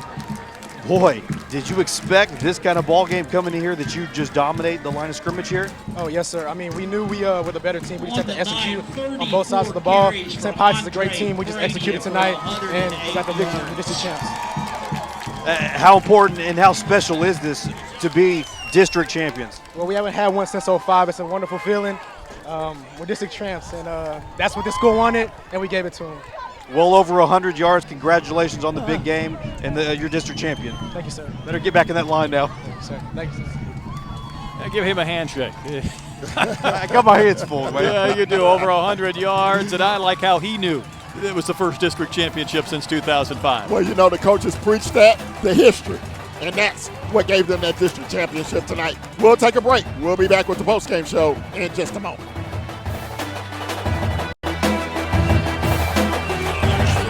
Returns to Reliance Stadium as the Big 12 faces off against the Big 10 at the Meineke Car Care Bowl of Texas, Friday, December 28th. Bring your family and friends to experience the passion, pageantry, and football tradition that can only be seen in the Lone Star State.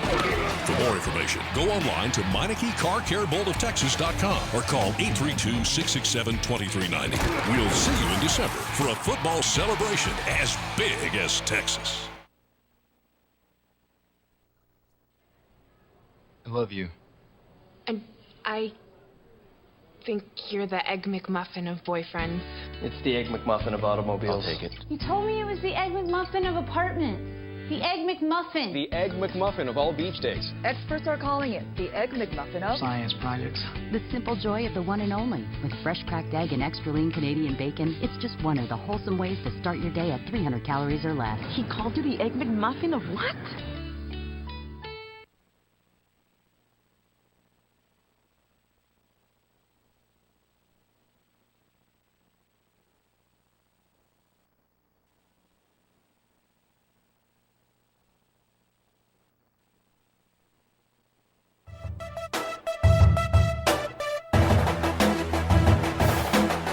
A lot of very happy St. Thomas fans surrounding us here at the top of the bleachers, Ken, after a 27-6 win. Impressive in so many ways as they claim the district championship. Absolutely. Congratulations to St. Thomas. They dominated on both sides of the football here tonight, offensively and defensively, bottling up an explosive St. Thomas team, St. Pius team, holding them to only 6 points that they got at the end of the ball game. Yeah, it was 6-0 at the half, a couple of field goals, that was it. Then it became the Pearson Garnett show, 3 touchdowns, kind of a chippy game at times, a very physical game. These teams, of course, see a lot of each other, but boy, St. Thomas dominated in so many ways. Absolutely. St. Thomas was tremendous tonight, and for St. Pius, it was a tough uphill struggle. Their quarterback, Cole Stewart, battling the flu, had a shoulder injury in the second period, missed a lot of the second half of the ball game, so it was really an uphill struggle. One positive for them is that Kilpatrick, the backup quarterback, did come in the late second half, got a touchdown at the end of the game, made me a momentum boost for them going into the playoffs. We wondered what the injury or the flu for Cole Stewart would do to the offense. We found out Kilpatrick did get that late touchdown. It was a tough night for them. They've been so explosive all year. They probably felt like with St. Thomas needing to outscore them by 11 or more, the district championship was theirs for the taking. It just didn't happen. Yeah, you have to give St. Thomas a lot of credit. They really came out with a positive attitude. You saw Prater talk about at the end, they knew since 05 they hadn't won a district championship. They have one now in 2012. Yeah, the celebration just beginning, so congratulations again to St. Thomas for their 27-6 win. They'll look forward to the playoffs. Well, both of these teams will, in fact, coming up real soon. So thanks for tuning in tonight. For our entire Legacy Sports Network crew and Ken Moore, I'm Brett Dolan saying good night from Granger Stadium.